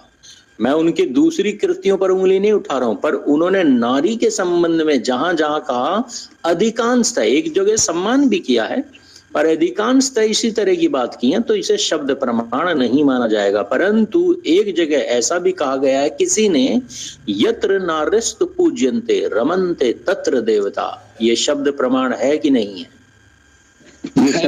महर्षि मनु ने कहा है जी, मनु महाराज ने कहा। और ऋषि, वो ऋषि थे, और ऋषि ऐसे नहीं बोलते यूं ही राह चलते यूं ही बोल दिया। ऋषि जो बोलते हैं, बोलने से पहले उस विद्या को समाधि की अवस्था में जाकर परमात्मा से प्राप्त करते हैं, और फिर संसार को बताते हैं। तो ऋषि मनु ने अगर ये कहा है तो ये है शब्द प्रमाण। अगर आप स्त्रियों का सम्मान करेंगे तो आपके घर में सुख आएगा, आपके घर में वैभव आएगा, आपके घर में देवताओं का निवास होने लगेगा। ये है शब्द प्रमाण। तो मैंने आपको व्यावहारिक रूप से भी बता दिया, आपको शास्त्रीय रूप से भी बता दिया। तो इसे कहते हैं शब्द प्रमाण। हमारे समाज में जितने भी ऋषियों के हमारे ग्रंथ हैं, ऋषियों के लिखे हुए दर्शन, 6 दर्शन शब्द प्रमाण, 11 उपनिषद शब्द प्रमाण, 4 वेद, 4 उपवेद, 4 ब्राह्मण ग्रंथ, ये हैं शब्द प्रमाण। जितनी भी चीजें हमारे गुरुकुलों में, वैदिक गुरुकुलों में पढ़ाई जाती हैं, वह है शब्द प्रमाण। ठीक है, एग्री और डिसएग्री? जी मैं एक बार चाहता हूँ कि नारी जब स्वतंत्र होगी तब बिगड़ेगी, इस पे थोड़ा सा चर्चा कीजिए। जिमी स्वतंत्र भयो बिगड़ी नारी, ये गोस्वामी तुलसीदास जी ने कहा है। अब लग रहा है कि उस समय उनके मन में उनकी पत्नी उन्हें छोड़ के चली गई थी, जो भी था उस वजह से उन्होंने ऐसा बोल दिया हो। तो मैं तो कहता हूं जिमी स्वतंत्र भयो बिगड़ी नारी नहीं, कोई भी व्यक्ति बिगड़ जाएगा। आप मुझे स्वतंत्रता दे दो, मैं बिगड़ जाऊंगा। मेरे पिता को दे दो, वे बिगड़ जाएंगे। मोदी जी को स्वतंत्रता दे दो, वे बिगड़ जाएंगे। स्वतंत्रता, यहाँ स्वतंत्रता का अर्थ स्वच्छंदता से है। तो किसी भी व्यक्ति को स्वच्छंदता दे दो, वो बिगड़ जाएगा। इसमें न तो नारी के लिए है, न नर के लिए, हर किसी के लिए है। जिसके जीवन में मर्यादाएं नहीं, धर्म नहीं, उसे स्वतंत्रता दे दो, वह बिगड़ जाएगा। परंतु मर्यादित व्यक्ति को कितनी स्वच्छंदता दे दो, वो कभी नहीं बिगड़ेगा। यानी जिसके जीवन में विद्या है वो कभी नहीं बिगड़ सकता, जिसके जीवन में धर्म है वो कभी नहीं बिगड़ सकता। तो इसलिए गोस्वामी जी ने जो कहा, मैं उनकी इस बात से सहमत नहीं। उन्हें कहना चाहिए था कि जिसके जीवन में मर्यादाएं नहीं है, धर्म नहीं है, वह बिगड़ता है, अन्यथा वह नहीं बिगड़ता। सहमत या असहमत? जी सहमत। आइए विषय को आगे बढ़ाते हैं। तो ये था चौथा प्रमाण, शब्द प्रमाण। इसके बाद 5वां प्रमाण है ऐतिह्य प्रमाण। ऐतिह्य, इसे समझ लें। इसे समझाने के लिए म्यूट रखिए। इसे समझाने के लिए एक वीडियो आपके सामने रन कर रहा हूं। इस वीडियो का बैकग्राउंड क्या है, इसे समझ लीजिए। ये घटना है, सच्ची घटना है भारत की। राजस्थान में एक ग्रामीण स्त्री के साथ रेप हुआ। और रेप जानते हो किन्होंने किया? एक ही परिवार के 5 सदस्यों ने, जिसमें एक पिता था और 4 पुत्र थे, उसके सगे पुत्र। इन 5 ने ग्रामीण स्त्री के साथ रेप किया। और जब ये केस अदालत में गया तो अदालत ने इस केस पर क्या निर्णय दिया, उस निर्णय को समझ लीजिए। तो इस वीडियो को मैं ऑन कर रहा हूं। इस वीडियो को ध्यान से सुनिएगा गहराई से। तथ्य भी अदालत की समझ से परे है कि एक ही प्रतिष्ठित परिवार के छोटे बड़े सदस्य खुलेआम एक ही महिला के साथ बलात् संभोग में लिप्त हो। ये एकदम अप्राकृतिक और घिनौनी बात है। भारतीय समाज और विशेषकर गांव की संस्कृति अभी इतनी गिरी हुई नहीं है जितनी इस केस में बताई गई है। I really can't believe this, honestly. और तो यहां पर आपको समझ में आया जज साहब ने क्या कहा? जज साहब ने कहा कि एक ही घर के 5 व्यक्ति और उसमें भी पिता और पुत्र मिलकर किसी स्त्री के साथ ऐसा करें, और वह भी सनातन धर्मी, और वह भी ग्रामीण के, ऐसा हो ही नहीं सकता, संभव ही नहीं है। तो इसे कहते हैं ऐतिह्य प्रमाण, अर्थात जो परंपराओं से प्रचलित हो। हमारी परंपरा ऐसी है ही नहीं कि कोई व्यक्ति ऐसा कर दे। इसलिए जज साहब कहते हैं भाई ये तो संभव ही नहीं है कि ऐसा हो जाए। तो जो परंपराओं से चलता चला आ रहा हो उसे भी हम प्रमाण की दृष्टि से ही मानेंगे। अग्री और डिसएग्री? सहमत है? जी सहमत है आचार्य जी। सहमत है आचार्य जी। तो क्या लगता है इस महिला के साथ कुछ ऐसा हुआ कि नहीं हुआ? शोषण तो हुआ होगा, जिहादियों ने किया होगा। ऐति नहीं, विषय से अलग नहीं जाएंगे। ऐतिह्य प्रमाण की कसौटी के आधार पर पूछता हूं, इस स्त्री के साथ रेप हुआ होगा या नहीं हुआ होगा? जी हुआ होगा। हो सकता है पीली हो रही हूं ना सब ना। समझो नहीं हुआ। से मेरी विचार सुनिए। ऐतिह्य प्रमाण की कसौटी के आधार पर पूछ रहा हूं, अपने मन से नहीं पूछ रहा हूं, दूसरे प्रमाणों के आधार पर नहीं पूछ रहा हूं। सिर्फ ऐतिह्य प्रमाण को देखा जाए तो इस स्त्री के साथ बलात्कार हुआ होगा कि नहीं हुआ होगा? नहीं हुआ होगा। ऐतिह्य प्रमाण का मतलब तो ये है कि जो परंपरा चला आ रहा है, तो परंपराओं के आधार पर देखा जाए तो नहीं हुआ होगा, नहीं हुआ होगा। अब आप समझने का प्रयास कर रहे हैं, बहुत अच्छा। तो ऐतिह्य प्रमाण की दृष्टि से तो ये हो ही नहीं सकता, क्योंकि सनातन धर्म इतना नीचे गिर ही नहीं सकता। सनातन धर्म में कोई व्यक्ति ऐसा कर ही नहीं सकता। ये हमारी परंपराएं नहीं है। अरे हम तो नारी का सम्मान करते हैं, हम तो दूसरे घरों की नारी का भी सम्मान करते हैं। तो ऐतिह्य प्रमाण की दृष्टि से देखा जाए तो ये संभव ही नहीं है। परंतु ऐतिह्य प्रमाण सिर्फ एक अनुमान है ना? कुछ जरूरी नहीं है कि ये पूरी तरह से सटीकता के साथ ही बता रहा हो।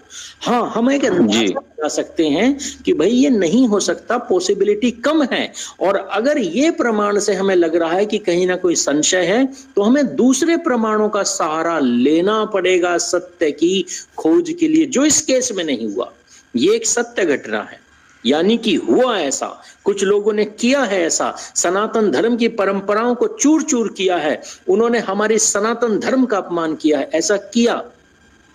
तो यहां पर जज साहब को यह कहना था कि परंपरा की दृष्टि से देखा जाए तो ऐसा संभव ही नहीं है, परंतु इतना बड़ा एलिगेशन है तो दूसरी दृष्टि से भी इसकी जांच होनी चाहिए। एग्री और डिसएग्री? जी बिल्कुल होनी चाहिए। एग्री चाहिए। मैंने तो दृष्टि भी बता दी, दारू पी रखी होंगी सारू ने। दूसरी वो अलग चीज है, दूसरा बात है। तो आइए कुछ और बिंदुओं पर चर्चा कर लेते हैं ताकि हमें विषय को अच्छी तरह समझ पाए। जैसे मैं आपसे पूछता हूं, एक केस आया, क्या एक युवक के ऊपर दहेज का केस लगा, और जब दहेज का केस लगा तो दहेज का केस अब तो रूल बदल गए, पर पहले समय में इस साल से पहले तक के जो दहेज के केस थे उसमें नॉन बेलेबल वारंट जारी होता था। अगर लड़की ने ये लिखवा दिया ना कि दहेज मेरी सास ने भी मांगा, ननद ने भी मांगा, ननद के पति ने भी मांगा, भाई ने भी, देवर ने भी मांगा, सबने मांगा, तो सबको जेल हो जाती थी। अच्छा, अगर कोई व्यक्ति ये कहे, उस पर जेल हो गई, नॉन अवेलेबल वारंट निकल गया, अदालत के सामने वो जाकर ये कहे कि जज साहब भरोसा करो, भगवान कसम मैंने दहेज नहीं लिया, 1 रुपए का दहेज नहीं लिया, तो क्या जज साहब मान लेते थे? मान सकते? क्यों नहीं मानते? क्योंकि दहेज एक गंदगी, एक कुप्रथा हमारी परंपराओं का हिस्सा बन चुकी है। अब कोई 1000 बार कहे कि भाई मैंने दहेज नहीं लिया, नहीं लिया, नहीं लिया, तो सामने वाला जानते हो क्या कहेगा? ऐसा हो ही नहीं सकता, ये तो हर कोई लेता है, ये तो परंपरा है, बिना दहेज के शादी हो ही नहीं सकती। तो इसे कहते हैं ऐतिह्य प्रमाण, जो परंपराओं से चलता चला आ रहा हो। ये मेरे साथ हुआ, जब मेरा विवाह हुआ तो मुझे जो दहेज मिला, जो कैश मिला, मैंने उसे लौटा दिया अगले दिन जाकर। दुनिया में किसी व्यक्ति ने आज तक स्वीकार नहीं किया कि कोई लौटा भी सकता, मैंने लौटा दिया। तो होता ही नहीं कभी कोई लौटा दे। तो ऐसा होता है हमारे समाज में कि जो परंपरा से विख्यात हो हम उसे प्रमाण मानते हैं, प्रायोरिटी उसे दे जाती है। पर हाँ, अगर लगे कोई डाउट है तो दूसरे प्रमाणों से उसे वेरीफाई किया जा सकता है। सहमत है? समझ में आया विषय? आगे बढ़े जी। सहमत जी आचार्य जी। आइए एक और इंसिडेंट सुना देता हूं आपको समझने के लिए। केस में एक स्त्री ने अपने ससुर पर आरोप लगाया। क्या आरोप लगाया? कि उसके ससुर ने उसके साथ गलत हरकत की है, बदतमीजी की है। परंतु जज साहब ने देखा, जज साहब ने कहा, अरे जज साहब ने उस केस के बारे में सुना कि ऐसा ऐसा हुआ। जज साहब ने कहा परिचय दो अपना अपना। तो जब परिचय हुआ तो पता चला लड़की का नाम तो है हयात खान और ससुर का नाम है अब्दुल। तो अब मुझे बताओ जज साहब को क्या लगेगा, हो सकता है या नहीं हो सकता? हो सकता है, बिल्कुल हो सकता है, हो सकता है। ये तो परंपराएं हैं उनकी। उनके यहाँ सगी बेटी को नहीं छोड़ते, सगी बहन को नहीं छोड़ते, तो वो बहू को कैसे छोड़ देंगे? तो ये परंपराओं से समझ में आता है कि ऐसा हो ही नहीं सकता कि ये लड़की झूठ बोल रही हो। कि हम जज कहेगा, समझदार जज होगा तो वो कहेगा अति है प्रमाण की दृष्टि से तो पूरी तरह संभव है कि ऐसा हुआ ही होगा। एग्री और डिसएग्री? एग्री आचार्य जी। एग्री आचार्य जी। आइए अगले बिंदु पर चलते हैं। अगला बिंदु है अर्थापत्ति।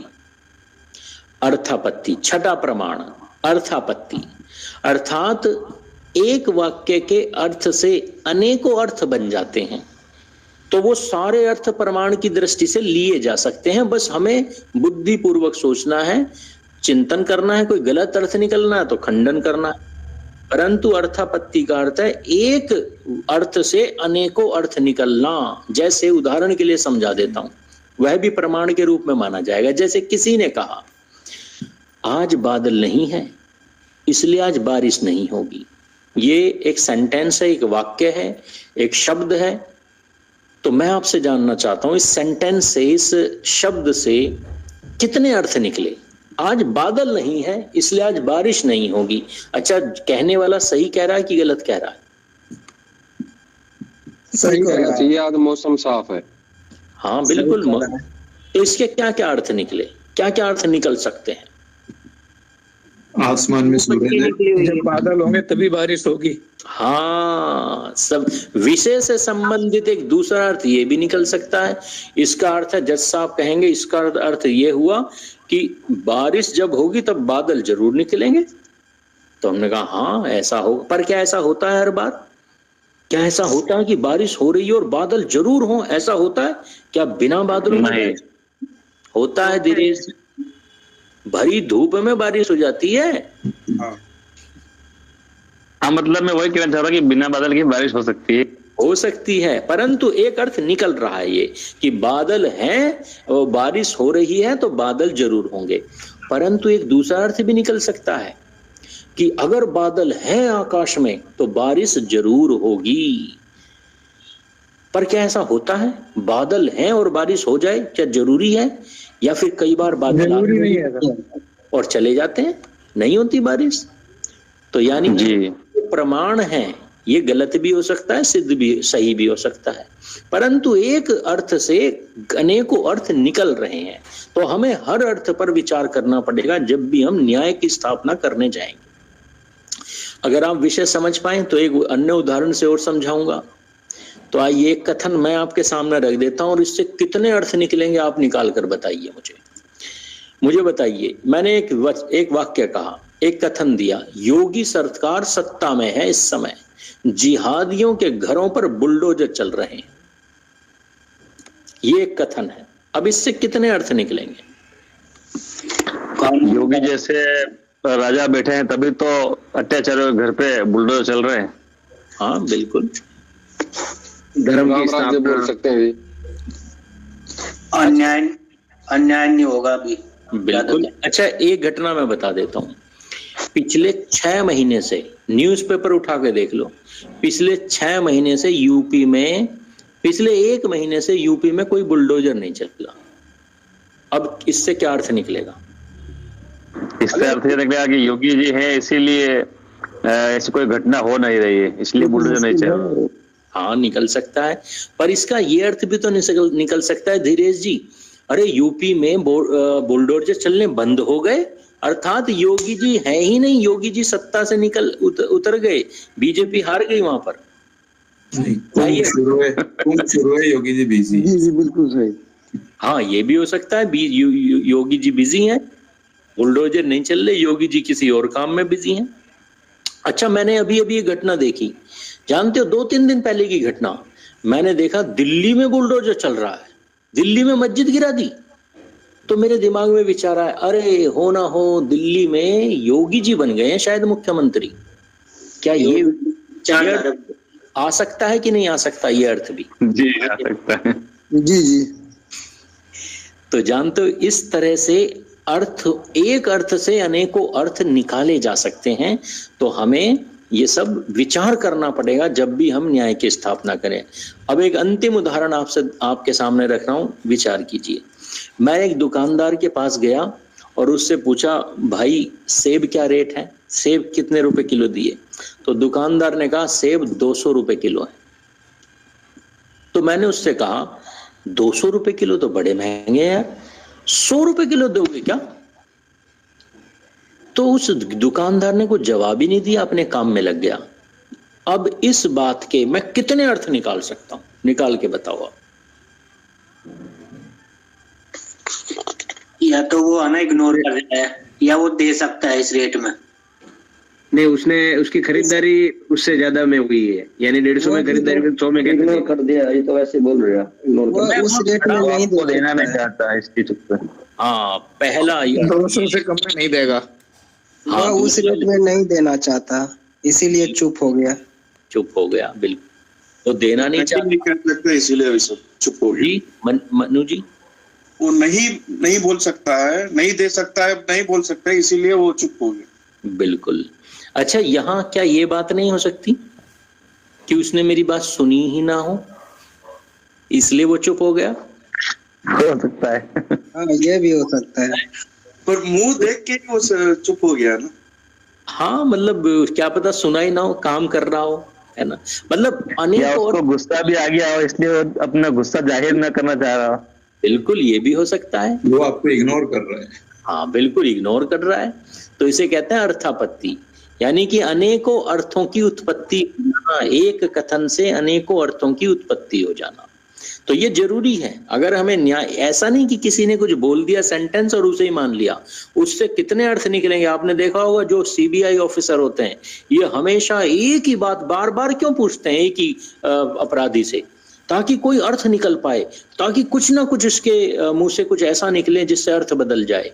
तो हमेशा हमें ये इस बात पर चिंतन करना पड़ता है कि एक वाक्य के कितने अर्थ निकल सकते हैं। ठीक है, ये था अर्थापत्ति। अब 7वां प्रमाण है संभव प्रमाण। अब संभव प्रमाण कैसे काम करता है, इसे समझाने के लिए एक वीडियो दिखा देता हूं। इस वीडियो को देखिए और उसके बाद मुझे आप बताइए कि संभव प्रमाण से आप क्या समझ पा रहे हैं। आपने एक कहानी सुनी होगी महाभारत में, कीचक वध हो गया। कीचक का नाम सुना था ना आपने, जिसने द्रौपदी के साथ गलत हरकतें की थी, तो बाद में भीम ने उसे मार दिया। तो कीचक वध की घटना की खबर हस्तिनापुर पहुंची, और जब हस्तिनापुर पहुंची तब इन्हें समझ नहीं आ रहा था कि कीचक वध किसने किया। तो देखिए, इनकी चर्चा सुनिए आपस में। कीचक वध की योग्यता केवल 6 योद्धाओं में है।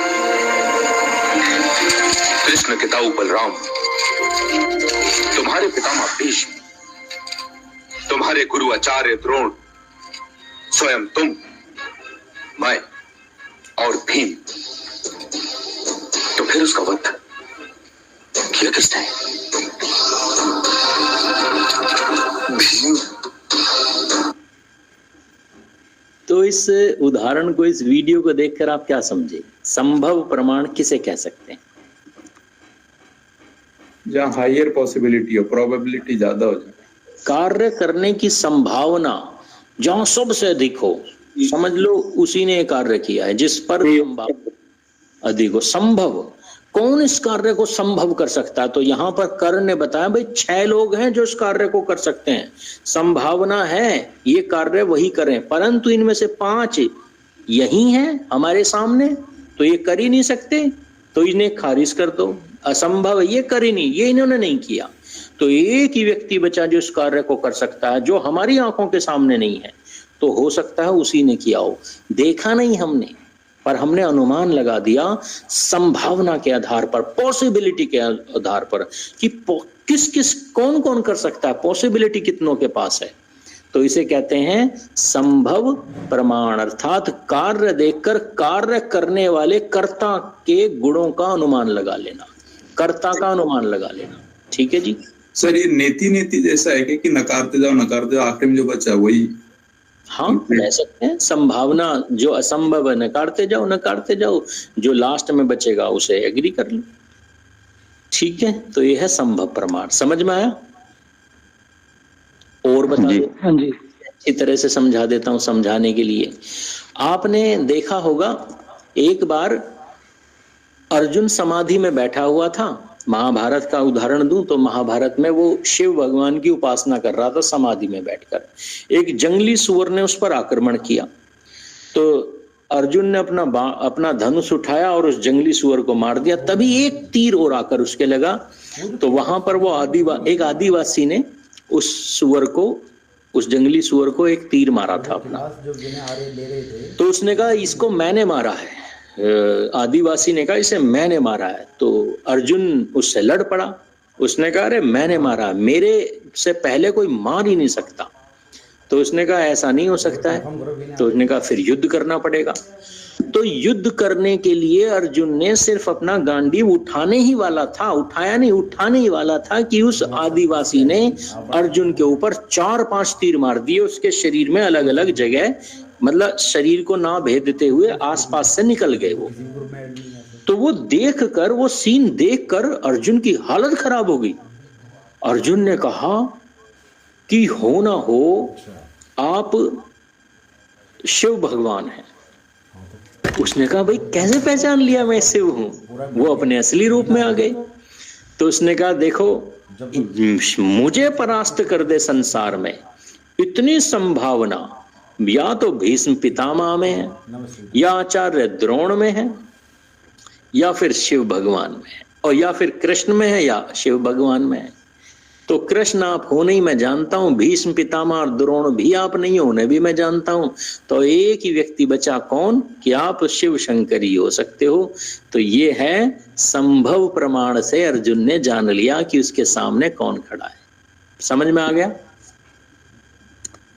सर? एक एग्जाम्पल सुभाष चंद्र बोस और हिटलर का भी है। जब सुभाष चंद्र बोस हिटलर से मिलने गए थे, सही कहा, बिल्कुल सही कहा। तो उसमें सुभाष चंद्र बोस के सामने अनेकों डुप्लीकेट लाए गए, हर एक को वो पहचान लेते थे। वो कहते थे जाओ अपने बॉस को बुलाओ, तुम असली वाले नहीं हो। जब असली आया तब उन्होंने ग्रीट किया हिटलर को। हिटलर क्या किया, एडोल्फ हिटलर जो भी जैसे भी किया, तो हिटलर ने कहा भाई तूने कैसे पहचान लिया मुझे, इतने सारे डुप्लीकेट को नहीं पहचाना। तो उसने कहा जो कॉन्फिडेंस तुम्हारे, जो भी शब्द उन्होंने प्रयोग किए मैं नहीं जानता, अभी ध्यान में नहीं आ रहे, पर वो उन्होंने ये कहा जो कॉन्फिडेंस मैंने तुम्हारे अंदर देखा वो तुम्हारे डुप्लीकेट में था ही नहीं। तो इस संभावना के कारण, वो संभावना चूंकि तुम्हारे अंदर है, इसलिए मैंने तुम्हें पहचान लिया। तो इसे कहते हैं संभव प्रमाण। सहमत हैं? जी आचार्य, सहमत है आचार्य जी, सहमत है आचार्य। तो इसे ऐसे भी कह सकते हैं कि उपस्थिति के चिन्हों को देखकर कर्ता की उपस्थिति की संभावना, यानी जो घटना घटी है उसे करने की संभावना किस किस के पास है, इसका पता लगाना। एक उदाहरण से समझाऊंगा कि अगर एक साइट पे, क्राइम सीन पे हमें सिगरेट मिली, अल्कोहल की बोतल मिली, तो कहीं ना कहीं पुलिस इस संभावना पर काम करेगी कि जिस व्यक्ति ने ये कार्य किया है, हो सकता हो वो सिगरेट पीता हो सकता हो वो अल्कोहलिक हो। अगर ये मरने वाला ऐसा नहीं करता था, अगर पुलिस को ये पता लग गया कि मरने वाला अल्कोहलिक नहीं था, सिगरेट नहीं पीता था, और उस स्थान पर सिगरेट भी मिली, अल्कोहल भी मिली, बोतल भी मिली, तो इससे एक संभावना प्रकट हो गई कि जिसने भी ऐसा किया है वह हो ना हो एक शराबी था। तो इसे कहते हैं संभव प्रमाण। एग्री? उपस्थिति के चिन्हों को देखकर संभावना व्यक्त कर देना। एग्री और डिसएग्री? एग्री आचार्य जी। एग्री आचार्य जी, एग्री हैं। तो एक अंतिम प्रमाण जो है उसे भी समझ लीजिए। अंतिम प्रमाण है अभाव। एग्री आचार्य जी, अंतिम प्रमाण है अभाव। अभाव संभावना जैसा ही है, बस संभावना में हम क्या देखा था कि किसमें ये गुण होने की संभावना है। अभाव में क्या है, किसमें ये गुण ना होने की संभावना है। हो ही नहीं सकता ऐसा, तुझ में ये गुण है ही नहीं। तो ये संभव का उल्टा है, ठीक है ना। संभव में हम लोगों तक कैसे जा रहे थे, कैसे सत्य की खोज कर रहे थे, हम ये देख रहे थे ये गुण जिसमें है, भाई कीचक का वध वही कर सकता है जो बलशाली हो, इतना अधिक बलशाली हो, जिसमें ये बल अधिक है, वो गुण है, वही कीचक का वध करेगा। असंभव अभाव में क्या है ये विशेष गुण नहीं होना चाहिए अगर जिसने ये कार्य किया है। जैसे एक उदाहरण से समझाता हूं, भीम ने अश्वत्थामा का वध किया। अच्छा मुझे बताओ, जब भीम अश्वत्थामा का वध करके गुरु द्रोणाचार्य के पास गए और उन्होंने कहा, गुरु द्रोणाचार्य से कहा, गुरुजी मैंने अश्वत्थामा का वध कर दिया, तो क्या गुरु द्रोणाचार्य विचलित हुए, रोने लगे, मान लिया उन्होंने? नहीं। उन्होंने कहा, अरे चल अपना काम कर, तेरी औकात नहीं है अश्वत्थामा को मारने की। यही कहा था कि नहीं कहा था अपने शब्दों में? जी। उनका अभाव है बेटा, तेरे अंदर अभाव है, इस गुण का अभाव है कि तू अश्वत्थामा को मार दे। तेरी योग्यता नहीं है, तेरे भीतर इस गुण का अभाव है, तू नहीं मार सकता अश्वत्थामा को। तो फिर वो वेरीफाई करने के लिए युधिष्ठिर के पास गए। तो इसे कहते हैं अभाव प्रमाण, यानी कि किसी गुण का अभाव, किसी कर्ता में किसी गुण के अभाव को देखकर उस गुण से संबंधित कार्यकर्ता के, उस गुण से संबंधित जो कर्ता है उसके द्वारा ये कार्य नहीं हुआ, इसकी संभावना को व्यक्त करना। यानी कि उपस्थिति के चिन्हों का अभाव देखकर कर्ता की उपस्थिति की संभावना ना होना। थोड़ा भाषा जटिल है, पर इसे उदाहरण से समझेंगे तो अच्छी तरह समझ में आ जाएगा। एक उदाहरण और देता हूं, इससे आप समझिए। पुलिस को एक स्थान पर गाय के टुकड़े मिले, कटे हुए शरीर के टुकड़े। तो किसी ने कहा, भाई ये काम तो अब उस इलाके का जो नेता था वो अबू आजमी था, कोई जिन्ना का चेला था। तो उसने कहा, अरे ये काम तो गोरक्षकों ने किया है, वे तो गुंडे हैं, गुंडे गोरक्षा की आड़ में गाय के मांस का व्यापार करते हैं, उन्होंने किया है ये काम। अच्छा मुझे बताओ, आपसे पूछता हूं, प्रथम दृष्टया प्रेमा फेसाई, पहली दृष्टि में जब आपको ये घटना सुनने को मिलेगी तो आप क्या कहोगे? ये काम हिंदू गोरक्षा दल वाले कर सकते हैं या नहीं कर सकते? नहीं कर सकते। नहीं कर सकते। अच्छा कौन कर सकता है फिर? हिंदू नहीं कर सकते तो कौन कर सकता है? मुसलमान कर सकते हैं। तो यहाँ पर इस एक उदाहरण से है जी, इस एक उदाहरण से मैं अंतिम दोनों प्रमाणों को समझाने का प्रयास करूंगा। तो जब आपने ये घटना सुनी तो आपने कहा हिंदू ये कार्य नहीं कर सकता, क्योंकि हिंदू के भीतर इस कार्य को करने के लिए इतनी क्रूरता है ही नहीं, संभव ही नहीं कि हिंदू कर दे, असंभव है हिंदू करे। परंतु वहीं आप कहोगे कि ये कार्य तो संसार में मुसलमान कर सकता है, क्योंकि उसके भीतर गायों के प्रति सम्मान का अभाव है, ये गुण उनके भीतर होता है। तो एक ही घटना में दोनों उदाहरणों से मैंने समझाने का प्रयास किया।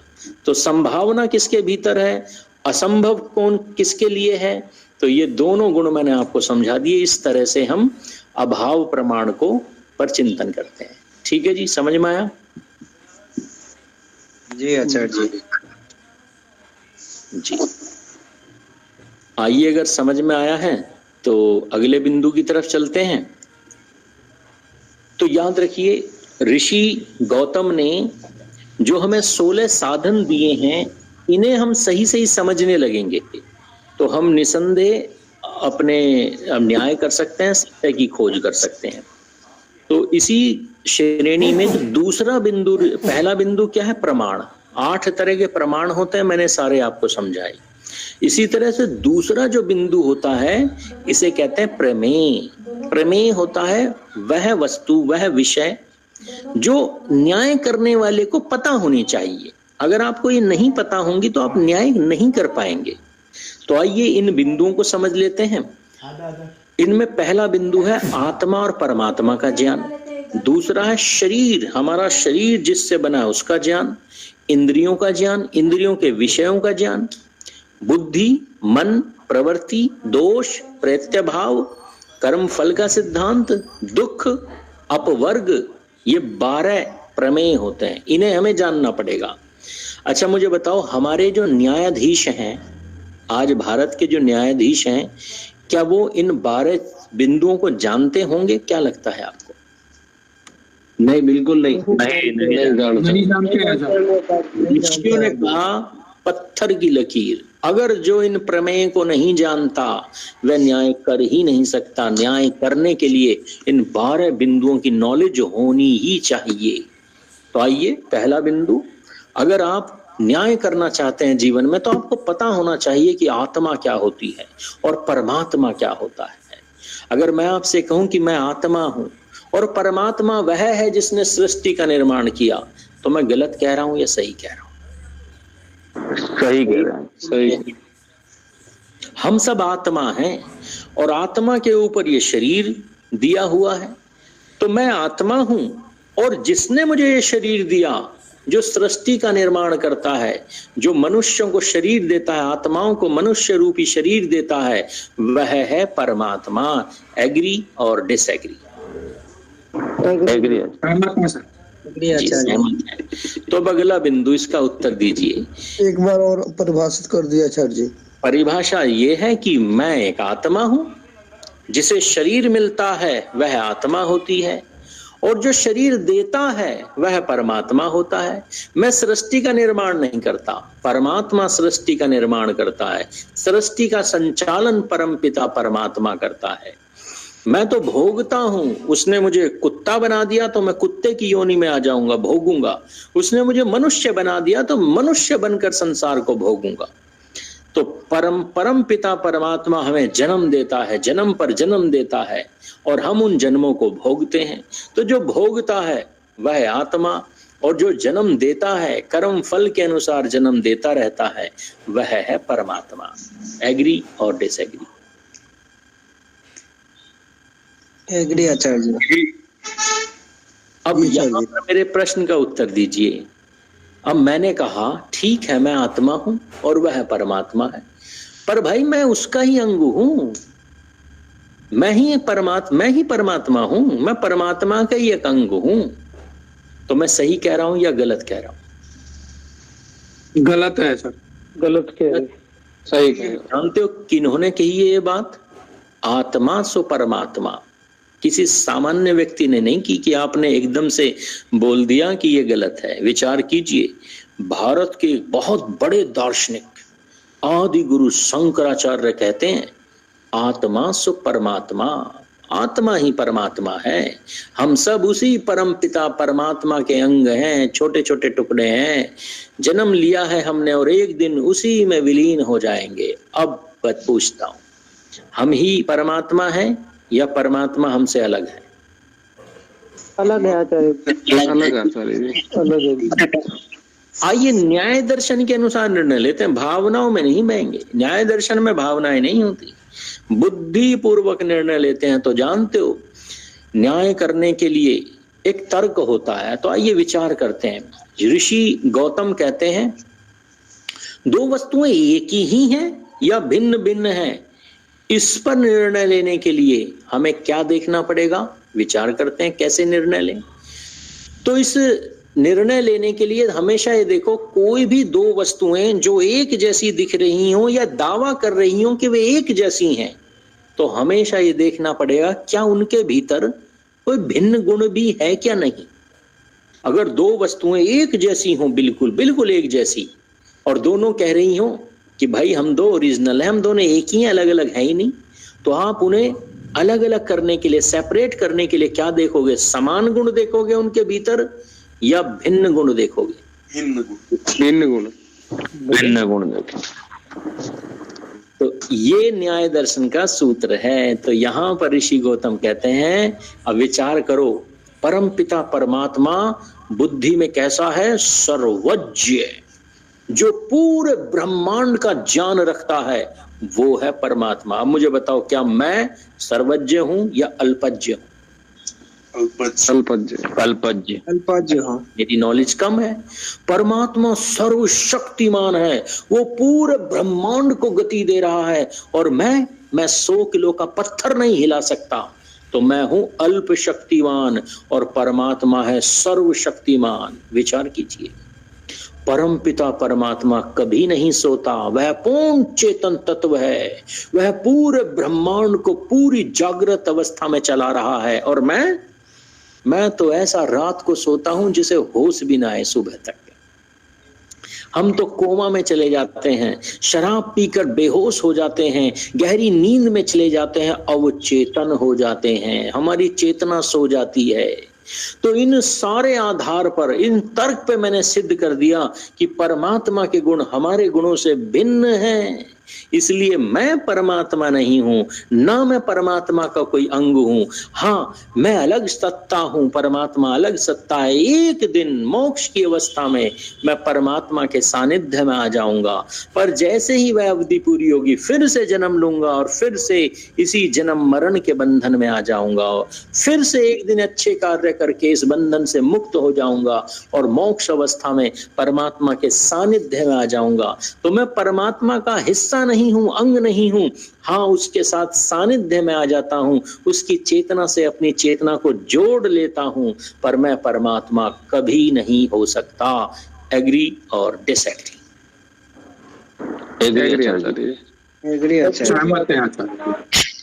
तो जिसे आत्मा और परमात्मा का ये स्वरूप पता है, न्याय वही कर सकता है। दूसरा बिंदु है शरीर। हमारे शरीर कैसे बने हमें पता होने चाहिए। तो ये जो शरीर हमें दिख रहा है, केवल एक ही शरीर नहीं है ऊपर का, इसके भीतर एक शरीर और है जिसे सूक्ष्म शरीर कहते हैं। और जब मेरी मृत्यु होगी, जब आपकी मृत्यु होगी, तो ये जो ऊपर का शरीर है ये यहीं भस्म हो जाएगा। और उस आत्मा के साथ, वो जो आत्मा आगे गई है दूसरे शरीर को धारण करने, उस आत्मा के साथ मेरा सूक्ष्म शरीर जाएगा। और जैसे इस शरीर में स्मृतियां होती हैं यहाँ पर, उस सूक्ष्म शरीर में भी स्मृतियां होती हैं, पर उन स्मृतियों को हम कहते हैं संस्कार, रुझान।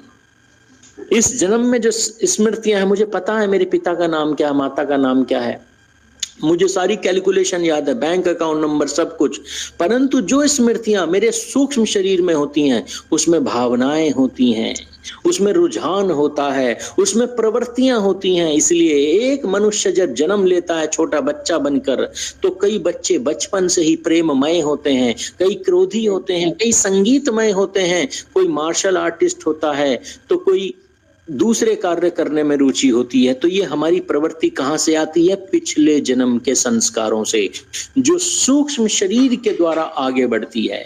तो हमें पता होना चाहिए कि हर मनुष्य के पास दो शरीर होते हैं, एक स्थूल शरीर, ये बड़ा शरीर, और एक सूक्ष्म शरीर जो नष्ट नहीं होता जब तक प्रलय नहीं होती। चाहे मुझे कुत्ते का शरीर मिल जाए या बिल्ली का, ये सूक्ष्म शरीर वैसे ही हर जन्म में साथ चलता रहता है, पर स्थूल शरीर बदलता रहता है। आज मनुष्य का है, हो सकता है कल हाथी का हो सकता है कल बैल का हो, भैंस का हो। इस जन्म के कर्मों के हिसाब से मुझे अगले जन्म में स्थूल शरीर प्राप्त होता रहता है। जो इस सिद्धांत को जानता है वही न्याय कर सकता है। एग्री और डिसएग्री? एग्री। इसी तरह 5 ज्ञानेंद्रियां होती हैं हमारी, 5 कर्मेंद्रियां होती हैं, बुद्धि हमारे शरीर में होती है और मन होता है। तो कल आपके लिए, आज 10 बज चुके हैं, कल आपके लिए एक छोटा सा होमवर्क है। जब आप आए इस क्लास में तो हमें ये थोड़ा सा होमवर्क करके आए कि इंद्रियों के क्या क्या गुण होते हैं, क्या क्या कार्य करती हैं, इंद्रियां जड़ हैं कि चेतन हैं, मन और बुद्धि क्या ये दोनों अलग अलग हैं या एक ही वस्तु हैं, और क्या मन और बुद्धि जड़ होती हैं कि चेतन होती हैं। ये सब आप विचार कीजिए, कल इस पर चिंतन करेंगे और कल ये जो बिंदु है प्रमेय, इसको हम पूरा करेंगे, समझने का प्रयास करेंगे। ये 12 बिंदु कौन से हैं जो प्रत्येक सनातन धर्मी को पता होने चाहिए। आज का विषय यहाँ पर समाप्त होता है। कोई आपके मन में प्रश्न हो अभी तक के विषय को लेके तो पूछ लीजिए।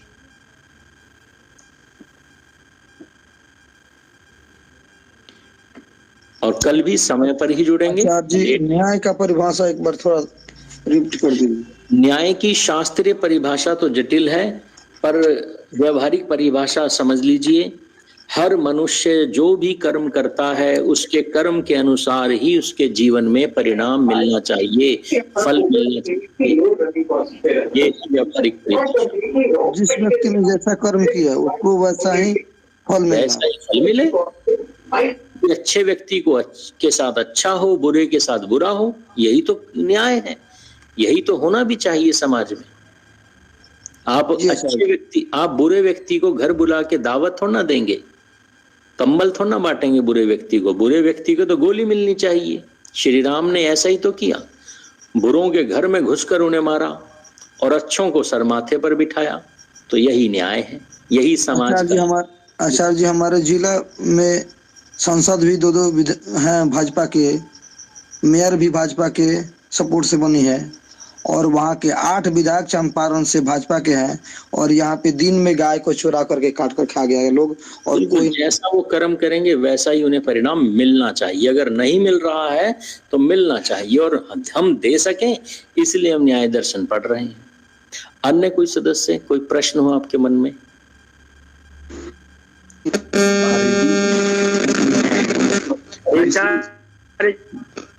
एक एक किशोर जी, आपकी आवाज स्पष्ट नहीं है, आप लिखकर प्रश्न कर लीजिए।